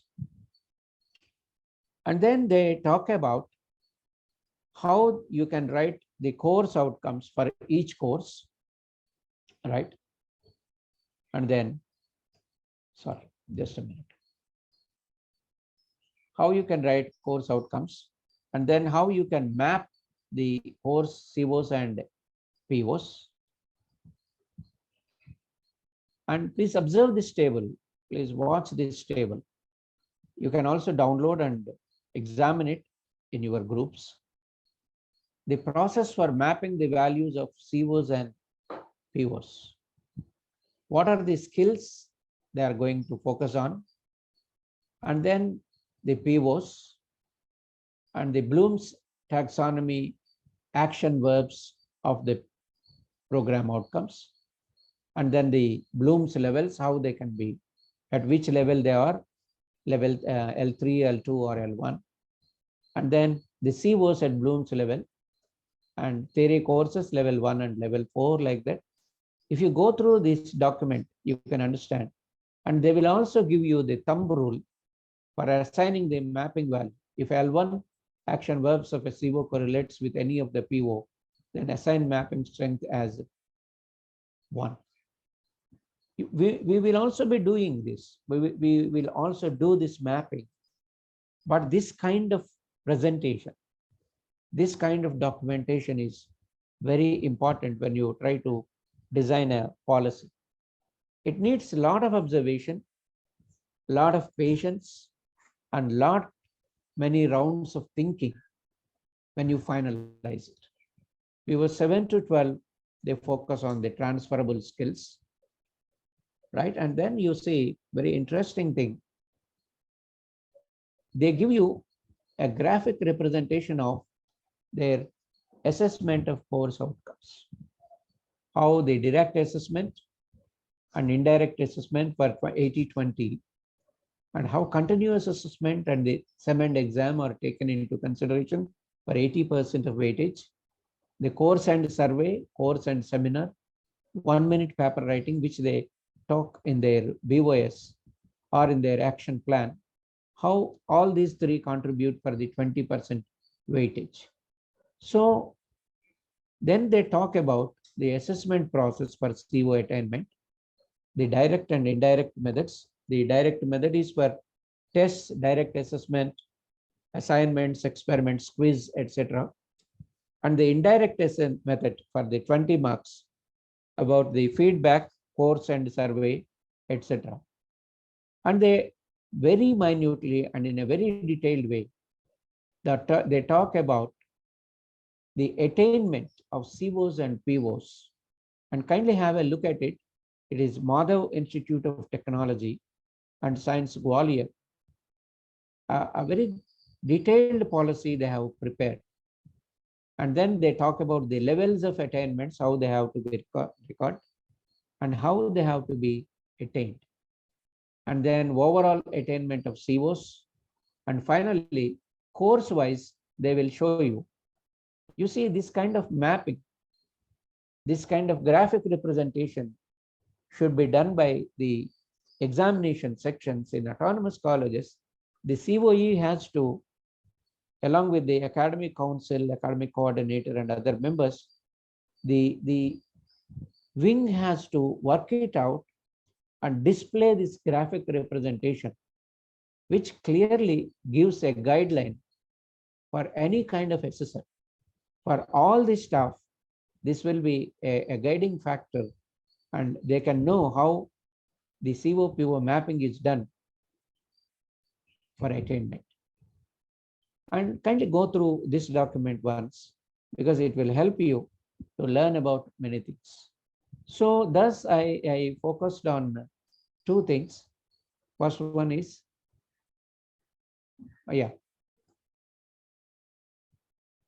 just a minute. We had a quick look at the manual of policies and how effectively policies can be designed. And I discussed with you how the academic policy of the Basilios College and the attainment policy of the Madhav Institute of Engineering and Technology, how they have done. So once we design the policies, once we finalize the policies, we need to fix committees, design committees and fix them for the implementation of it. You see, committees are very important. If I go to visit a college, there will be 160 committees, but no committee can produce the minutes. No committee can produce a report. And there will be committees on the paper, but they are not functional. Kindly don't think otherwise. This is what I have been watching, and this is what I have been experiencing. There will be many committees in colleges, but the committees should be functional. The committees must have schedules. The committees must have calendars. They must be conducting activities periodically.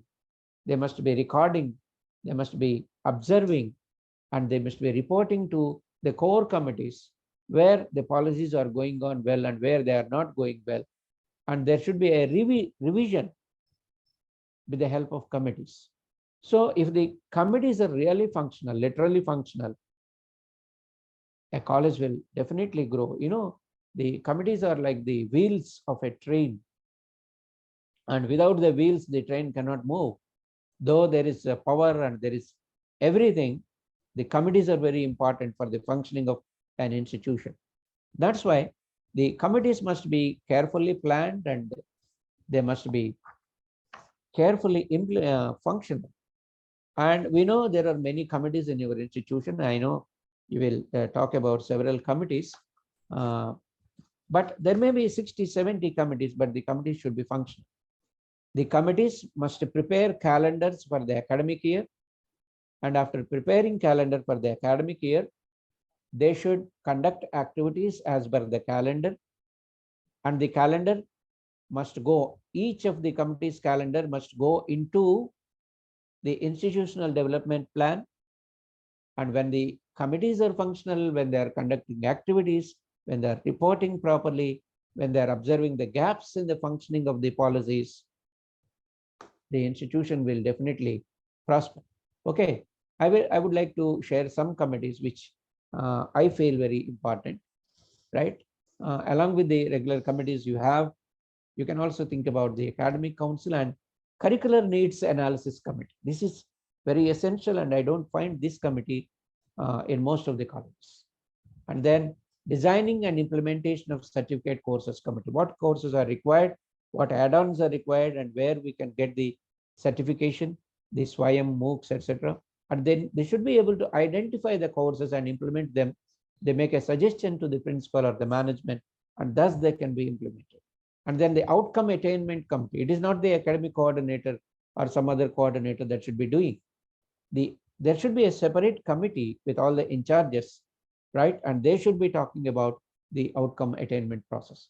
The feedback analysis committee, the pre-BOS committee, which is very essential in autonomous colleges, because even in affiliated colleges it can function, because they will observe the gaps and they will prepare the revision part of the syllabus, and they will provide justification where a unit has to be replaced, where a unit has to be removed, and what is the need for it, what is the justification for it. If the pre-BOS committee can prepare the justification report with all the inputs, the BOS will be more stronger, and the BOS can do miracles with the pre-BOS committee. So there should be one committee like that. And then there should be a committee for the promotion of cross-cutting issues, which is essential. And then there should be a capacity building committee for teaching and non-teaching staff. There should be a capacity building committee for students also, and where the students themselves can be the members, where they can identify the requirements and where they can make a suggestion, and then activities or capacity building activities can be conducted. And then the ICT implementation committee, and where it is required and how the ICT can be brought into the class. They will take care of all the digital equipment, digital resources. They will make suggestions also. And then the research promotion and resource mobilization committee, student support activities committee, examinations committee, and then the result analysis committee, the career guidance committee, discipline committee, library committee, trainings and placements committee, policy development and implementation committee, which is very, very essential in the present day context, and the strategic plan development and deployment committee. Finally, the best practices committee. These committees, if they can focus on several aspects of the institution, there will be a great progress. And then how should the committees function? The committees must be able to understand the policies. They should have a calendar for implementation. Excuse. And then they should plan and conduct activities, and they should record the observations, prepare reports, make suggestions for revising the policies, improving the policies, and they should also contribute for the quality enhancement and sustenance. You see, it is a team activity. Academic institution runs because of the teams, and it is a team activity. The policies, procedures, and the committees, they all go together to make the academic institution a wonderful one. So, as Ron Louis has observed, ensuring quality higher education is one of the most important things we can do for future generations. And as a member of the APCCE, we believe in that, and we are trying to contribute for that and focus on that. So these are some of my observations for designing policies. If you can go back to the objectives, we have come to know about the structure of a policy, how we can design, how we can draft, what are some important policies we need to have. And then we talked about the model policies of a prestigious college. Two prestigious is academic policy, and then the attainment policy we talked about, and then the importance of committees for implementing the policies in an effective way to sustain the quality of the institutions. This is my topic, right? I think we have met the objectives, and the outcomes are okay. If you can answer, if you have any questions or observations, if you have any suggestions also, you are welcome. Can 2 or 3 participants share your observations?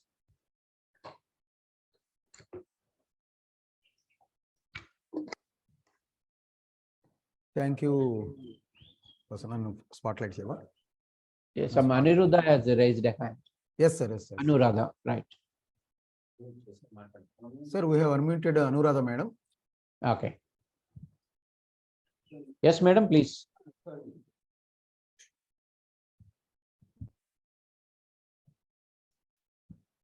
Anuradha Garu, kindly unmute your device. Dr. Anuradha, you can speak, please.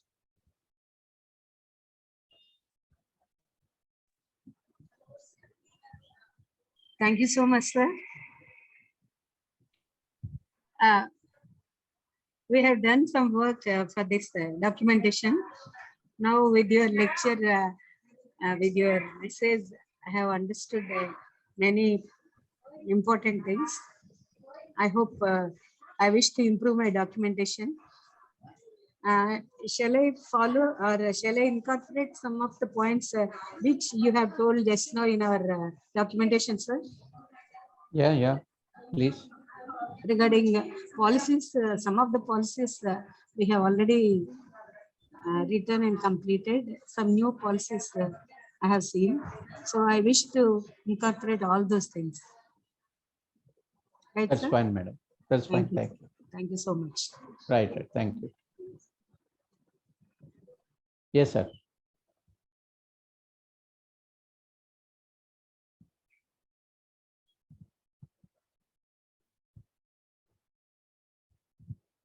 Now, Thank you. I'm also going through the messages you have given, right? And somebody asked to share the PPT on WhatsApp.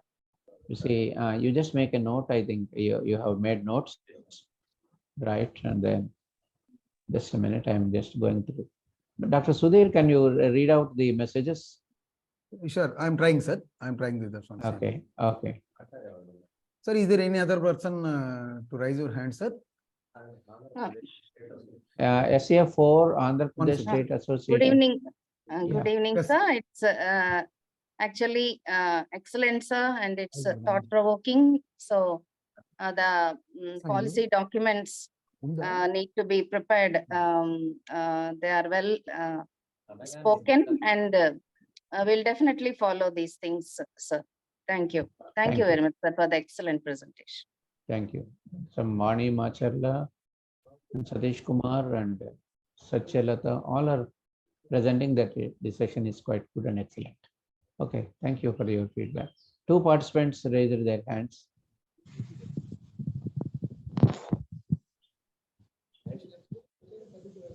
Yes. Sir, Mahesh, sir, we have unmuted you, sir. Yeah, thank you. Sir, thank you very much, sir, Dr. Vijaybabu Garu, for your enlightening presentation regarding various aspects of NAC assessment and accreditation. And I'm very happy that you have made us understand the importance of maintaining policies and written documents in a very meticulous manner for every institute when they go for the assessment of, by NAC. So it's not so easy, sir, to understand all these things in 1 hour.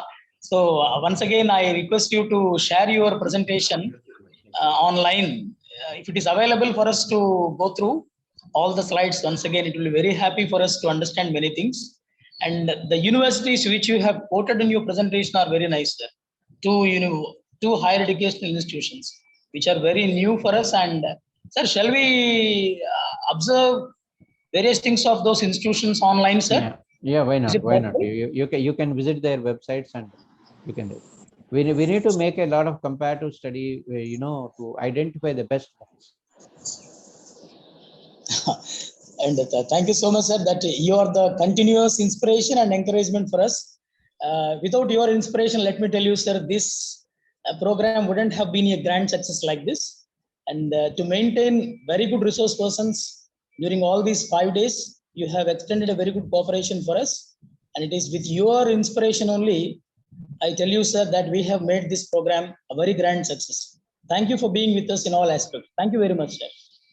Thank you. Thank you, It is, Mahesh sir. Now I request Dr. C.A. Jyotirmayi, kindly unmute your device, madam, and you may ask your query. Sir, just now I already spoke, sir.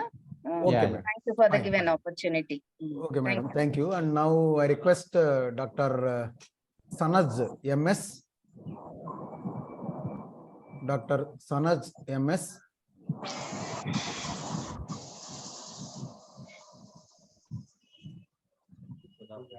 I request Dr. Sanaj MS. Okay. And now my request Guru Pratap Reddy garu, kindly unmute your device, sir, and ask your query. Guru Pratap Reddy garu. Good evening, sir. yeah, good evening, Guru Pratap. Sir, if you remember correctly, in 2007, when you are the master trainer at English language fellow program held in Hyderabad, you used to tell us one thing, Confucius quotation. Tell me I forget, show me I remember, involve me I understand. So today we were involved in the presentation and we were able to learn so many things with regard to how to frame policy document for slow learners, policy document for library, maintaining infrastructure, maintaining ecosystem in institutes of higher learning. So we were able to learn so many things, sir. And I'm sure if these policy documents are followed in letter and spirit, surely many degree colleges would attain better grade from NAC. And because of your efforts and because of the able guidance of our Honorable Commissioner, sir, in the last 2 years, many of the government degree colleges in the state of Andhra Pradesh are getting better grades. So we are really thankful to you for that. We're all thankful to the Honorable CCE, Dr. Paula Bhaskar. Yes, sir, exactly.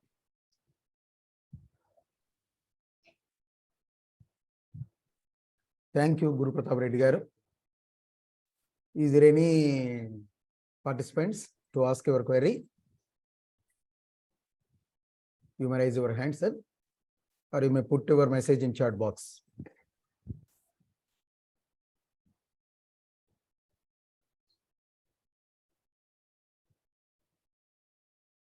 Fine, Yes, sir.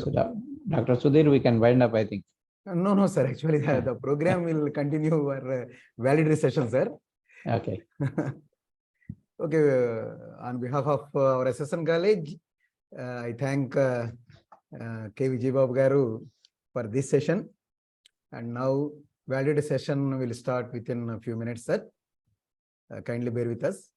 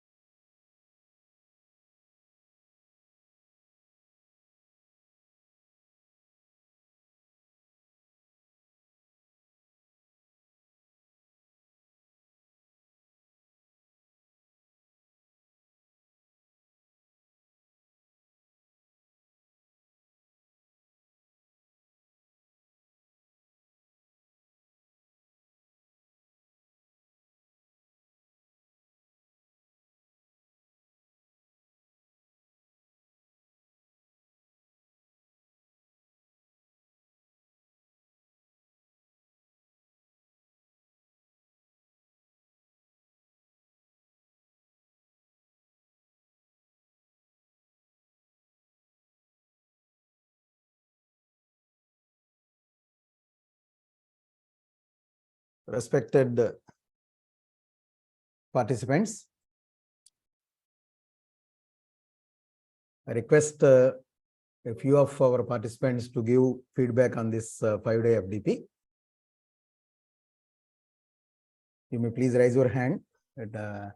This forum is free for your feedback. I request a few of our participants to give feedback on this 5-day FDP. You may please raise your hand. This forum is free for your feedback. I request a few of our participants to give feedback on this 5-day FDP.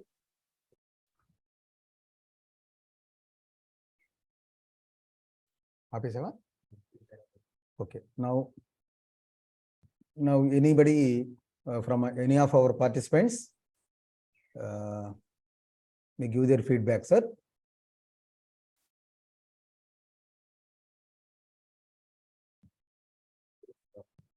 Guru Pratap Reddy garu, kindly unmute your device and you may give your feedback on this program, sir. Sir, good evening, sir. Dr. Sudhir. Good evening, sir. It's my privilege to present feedback on behalf of the participants of this 5-day faculty development program. At the outset, I would like to thank our Honorable Commissioner, sir, for his encouragement and support for all this kind of activities that have the potential to transform higher education in Andhra Pradesh and take it to the next level. I thank the management of SS&N and SS&N College, NARASARAOPET. I also thank Principal Dr. Malaya Garu, Dr. Sudhir, Dr. Sadasivareddy. Sadasivareddy was my classmate at Alagadda in 1997. Yes, sir. Then Dr. Mohan Garu, Dr. Sai, and all the other members of the organizing committee who have taken meticulous care in planning and executing different activities with regard to this FDP. All the topics and the selection of resource person was awesome. Hopefully, we will have another opportunity like this. And I feel very happy to be a part of this FDP because it gave us a platform not only to interact with each other with regard to better preparation for assessment and accreditation. Moreover, emotionally also it brought many of the colleagues together, particularly after the absorption. Colleagues who are working at one place are transferred to different places. So we feel very happy to interact with former colleagues, particularly the other day when Dr. K.A. Emmanuel and Dr. Paul Divakar was speaking, I felt very happy to hear their voices.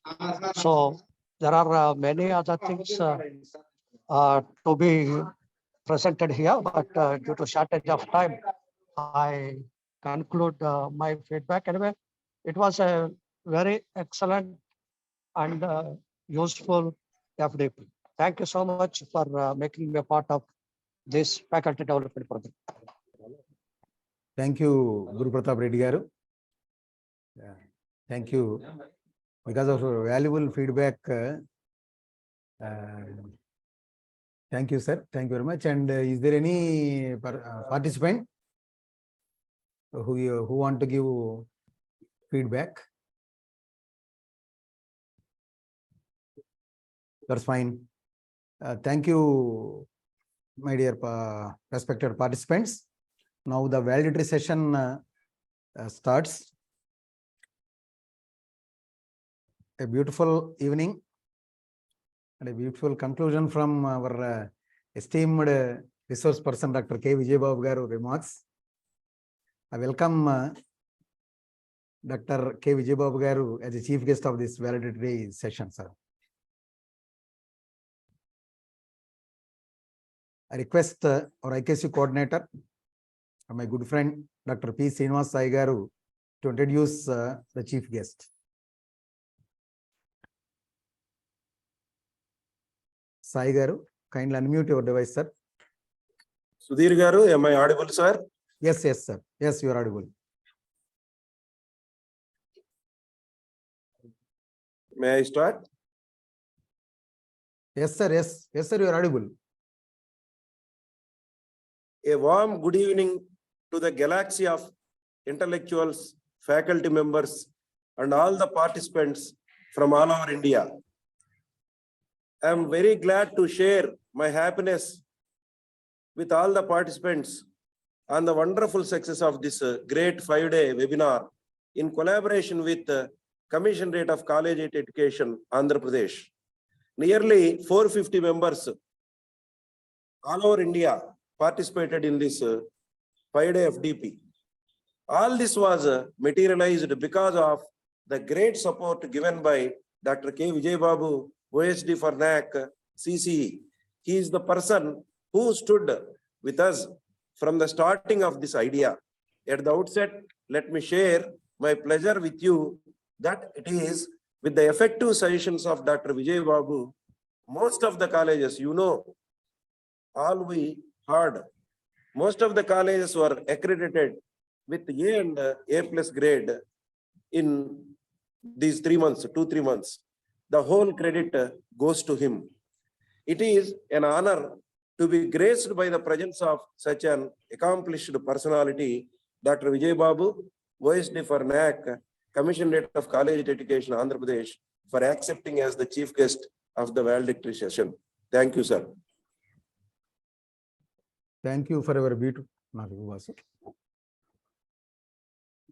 Thank you, Dr. P.S. Sai Garu, for the beautiful opening remarks of this valedictory session. Now I request Dr. K. Vijay Babu Garu to give his valedictory speech, sir. Yeah. Good evening to you all once again. Actually, this honor goes to Dr. Pola Bhaskar IAS Garu for all the encouragement for the development of quality among colleges in the state of Andhra Pradesh. There have been several initiatives like capacity building, IT initiatives, digital initiatives, and the special initiative for assessment and accreditation. He has made it the topmost point on his agenda to get all the colleges accredited within a short span of time. And whatever we have submitted, he has accepted, and he has encouraged us from time to time in the NRC reviews. Like we're literally monitoring, guiding, and hand-holding the colleges for the submission of all the pending AQARs, and then the draft copies of SSRs are reviewed. And from time to time, we have been offering suggestions online and offline, and also through physical visits. So this whole planning is encouraged by our Honorable Commissioner, Dr. Pola Bhaskar IAS, and Dr. David Kumar Rapaka also has been a very helping hand, a very encouraging personality behind all this, because every time he would be personally intervening, personally suggesting to the colleges for the development. Whenever there are VCs, his presence is a must because he shows a lot of interest in the development of the colleges. Well, coming to the present webinar, the 5-day webinar, when Dr. Sai has approached us with a very big plan of conducting a national level webinar, he was first doubtful whether it would assume such stature.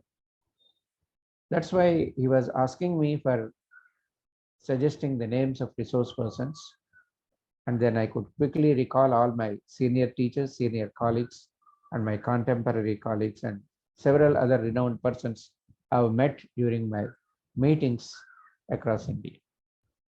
Thus, Dr. B. Varalakshmi and Dr. K. Sujata, Dr. Emmanuel, Dr. K. Padmaja, and then Professor K. Leela Mohan Rao, my guru, and then Dr. Babu Rajendra Prasad, all Professor Venkatnath, all these people, Dr. Venugopal and all others were included, involved in this program, and especially the resource persons from Delhi, Professor Suresh Kumar Suresh, and Manju Bharadwaj and all others were involved. That's how it has assumed the national stage. The SS&N college management, the conveners, co-conveners, Dr. Sai, Dr. Sudhir, and all others, they have taken special interest in organizing the program in a meticulous way. And I have been watching all the sessions. They were all organized so meticulously on dot. And these sessions were conducted by Dr. Sudhir in a very meticulous way with all the technological knowledge and skill. And Dr. Sai has been after me day in and day out. Maybe he might be chasing me day and night for the completion of the program, for designing the program, right from the design of the brochure till the last minute activity. He has been with us, and we have been with him. And you see, whenever there is quality, whenever there is an effort for making quality, the CCE will always be there, because our commissioner sir always wants to establish sustainable quality development in the colleges of Andhra Pradesh. That's why I'm very happy to share that the whole webinar, the 5-day webinar, is a grand success, and the credit goes to the management and the team of the SS&N College, NARASARAOPET. I think all the participants have been benefited by the inputs shared by the resource persons, and I hope all the inputs will be taken care of. Inputs will be taken back to the colleges for implementation and for maintaining the quality. Once again, we thank our Commissioner, Honorable Commissioner Dr. Pola Bhaskar IAS Garu, our Joint Director Dr. R. David Kumaraswamy Garu, and then all the team that has been working with a lot of zeal for the success of the webinar. I extend my thanks to the SS&N management, the teams, for inviting me as the resource person and also for the valedictory session. I'm very glad to share that this whole webinar is a grand success, and the credit goes to the whole team. Thank you very much. Thank you, Dr. K. Vijay Babu Garu. Now I request Dr. S. Mallai Garu, our college principal, to give his closing remarks. Dr. S. Mallai Garu, kindly unmute your device, sir. Sir, am I audible? Yes, sir, you are audible. Good evening, all of you. It is a matter of pride and pleasure to have the privilege on behalf of the SS&N College to announce that the 5-day faculty development program organized in collaboration with the CCE, Vijayawada, Andhra Pradesh, on institutional initiatives for effective assessment and accreditation in the context of National Education Policy 2020 has been completed successfully with more than 400 participants from various states all over the country. I do firmly believe that the deliberations of all the resource persons on this platform has certainly enlightened the participants on various issues regarding the process of accreditation in the context of National Education Policy 2020. I think it is more useful to all the participants and for which to get the NAAC degree, NAAC grade. I express my sincere thanks and gratitude to the management of SS&N College, committee, the president, Sri Kapalabhai Vijay Kumar Garu, and secretary and correspondent and ex-principal chairperson, Sri N. Subramanian Gupta Garu, and I am all the more grateful to the Commissioner of College Education, Dr. Pola Bhaskar Rao Garu, and Joint Director, Dr. David Kumar Swami Garu, for kindly permitting us to organize this 5-day faculty development program. I also express my sincere thanks to the coordinator of the program, and IKS coordinator of the college, Dr. P. Srinivas Sai, and vice principal and convener of this.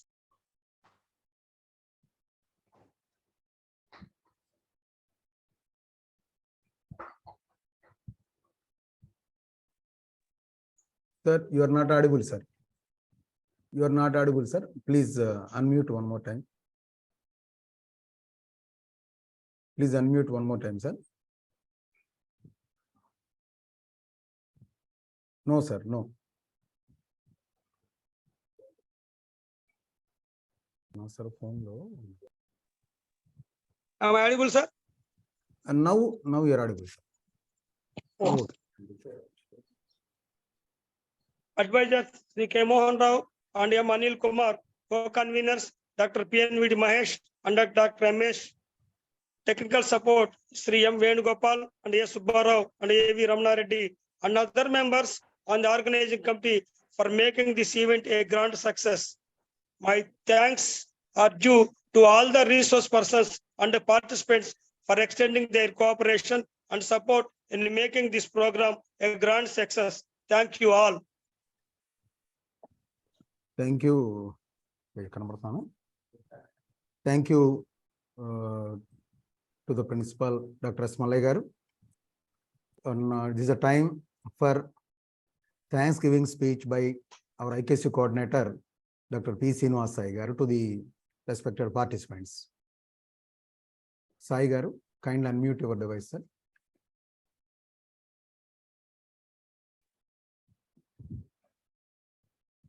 Sai Garu. Am I audible, sir? Sudhir Garu? Yes, you are audible. You are audible, sir. Sir, in this context of grand success of 5-day FDP, I express my sincere thanks and gratitude to our management, President Sri Kapalabhai Vijay Kumar Garu, Secretary and Correspondent Sri Nagasarap Subramanian Gupta Garu, and special thanks and grateful to Sri Commissioner of College Education, Dr. Pola Bhaskar IAS Garu, for kindly permitting us to organize this 5-day FDP. Special thanks to Dr. K. Vijay Babu Garu for this grand success. I also express my thanks to the chairman of this FDP and the principal of our college, Dr. S. Malay Garu. You know, the 5 days program was very grand success, and the person who bear the whole responsibility is my friend Dr. M.S. Sudhir, who acted as a convener for this 5-day FDP, and he is also vice principal of our college. I also express my sincere thanks to advisors Sri K. Mohan Rao Garu, President Acta AP, and M. Anil Kumar Garu, head of the department, politics department, and a special thanks to co-conveners Dr. PNV Mahesh, in charge English department, Dr. M. Ramesh, in charge mathematics department. Also, a special announcement and special thanks to my beloved friend M. Venugopal Rao, who bear all the technical efforts in these 5 days. Because of him only, it was successfully completed. So once again, I expressing my special thanks to Technical Director Sri M. Venugopal Rao. Dr. A. Subbarao, Sri A.V. Ramana Reddy also helped to Venugopal. I am expressing my sincere thanks to all the members of organizing committee for making this event a grand success. My thanks are due to all the resource persons and the participants for extending their cooperation and support in making this program a grand success. Dear participants, we will send your certificates, valuable certificates, within 1 week or 10 days. Actually, they will come to your mail through our CCE office only. So wait for 1 week or 10 days. If any problem arises to receive certificate, please contact me or contact convener Dr. Sudhir. Thank you all. Thank you, Sudhir garu. మాట్లాడచ్చా? Thank you, Dr. P. Srinivas Sai garu. Now, final remarks. I deem it is an honor to be amid all of you online this pleasant evening on the occasion of the validity session of the 5-day faculty development program organized in collaboration with the CCE, Andhra Pradesh, on institutional initiatives for effective assessment and accreditation in the context of NEP 2020. I am glad to receive wonderful compliments from the participants from all over India that all the sessions are lively, innovative and informative, as all the resource persons have deliberated in an enthusiastic manner on various issues pertaining to the process of NAAC accreditation in context of NEP 2020. Thanks to all the resource persons for providing us with enlightening sessions. My special thanks to Dr. K. Vijayababu garu, OSD to NAAC, CCE, Andhra Pradesh, and our JD sir, Dr. R. David Kumar Swami garu, CCE, for their continuous inspiration and encouragement in organizing this program. I express my sincere thanks and gratitude to the management of our college committee, President Sri Kapalwa Vijayakumar garu, and Secretary and Correspondent and ex-municipal chairperson Sri Nagasar Subrai Gupta garu, and I am all the more grateful to the Commissioner of College Education, Dr. Pola Bhaskar IAS garu, for kindly permitting us to organize this 5-day FDP program. I also express my thanks to the chairman and the principal of the college, Dr. S. Malai garu, and my good friend and coordinator of this FDP and coordinator of IQS of our college, Dr. P. Srinivas Sai garu. And also I thank the advisors, Sri K. Mohan Rao garu and M. Anil Kumar garu.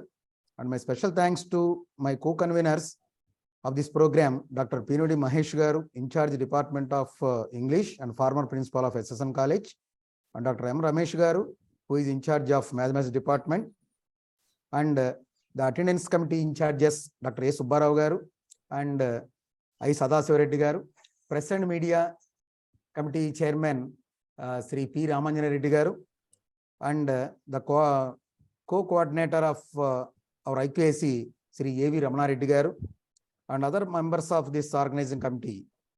My special thanks to Sri M. Venugopal Rao garu, lecturer in physics of our college, for his continuous support for making this online FDP program a very grand success. And also I thank each and every person who in front of you and behind the online program. Very, very thank you, sir. And now this is the time for national anthem.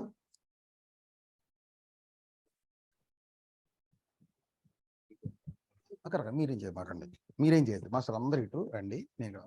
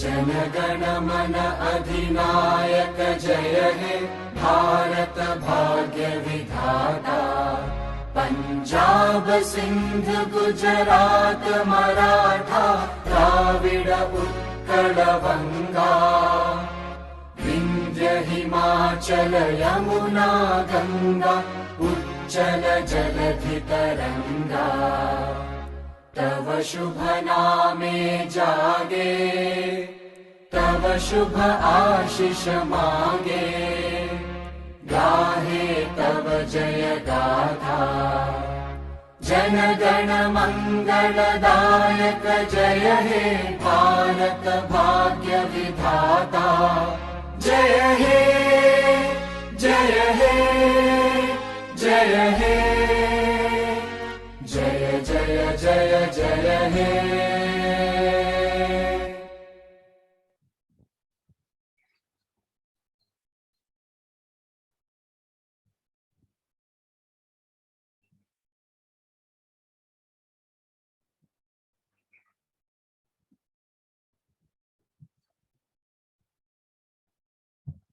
Thanks to all the participants for being with us all this days. Thanks to all the participants for being with us for all these 5 days and make this program a grand success. Thank you, one and all. And my special thanks to Vijay Babu Garu, sir. Thank you, sir. Thank you very much. Thank you very much, sir. Thank you, sir. Right, sir. Thank you. Leaving. Signing off.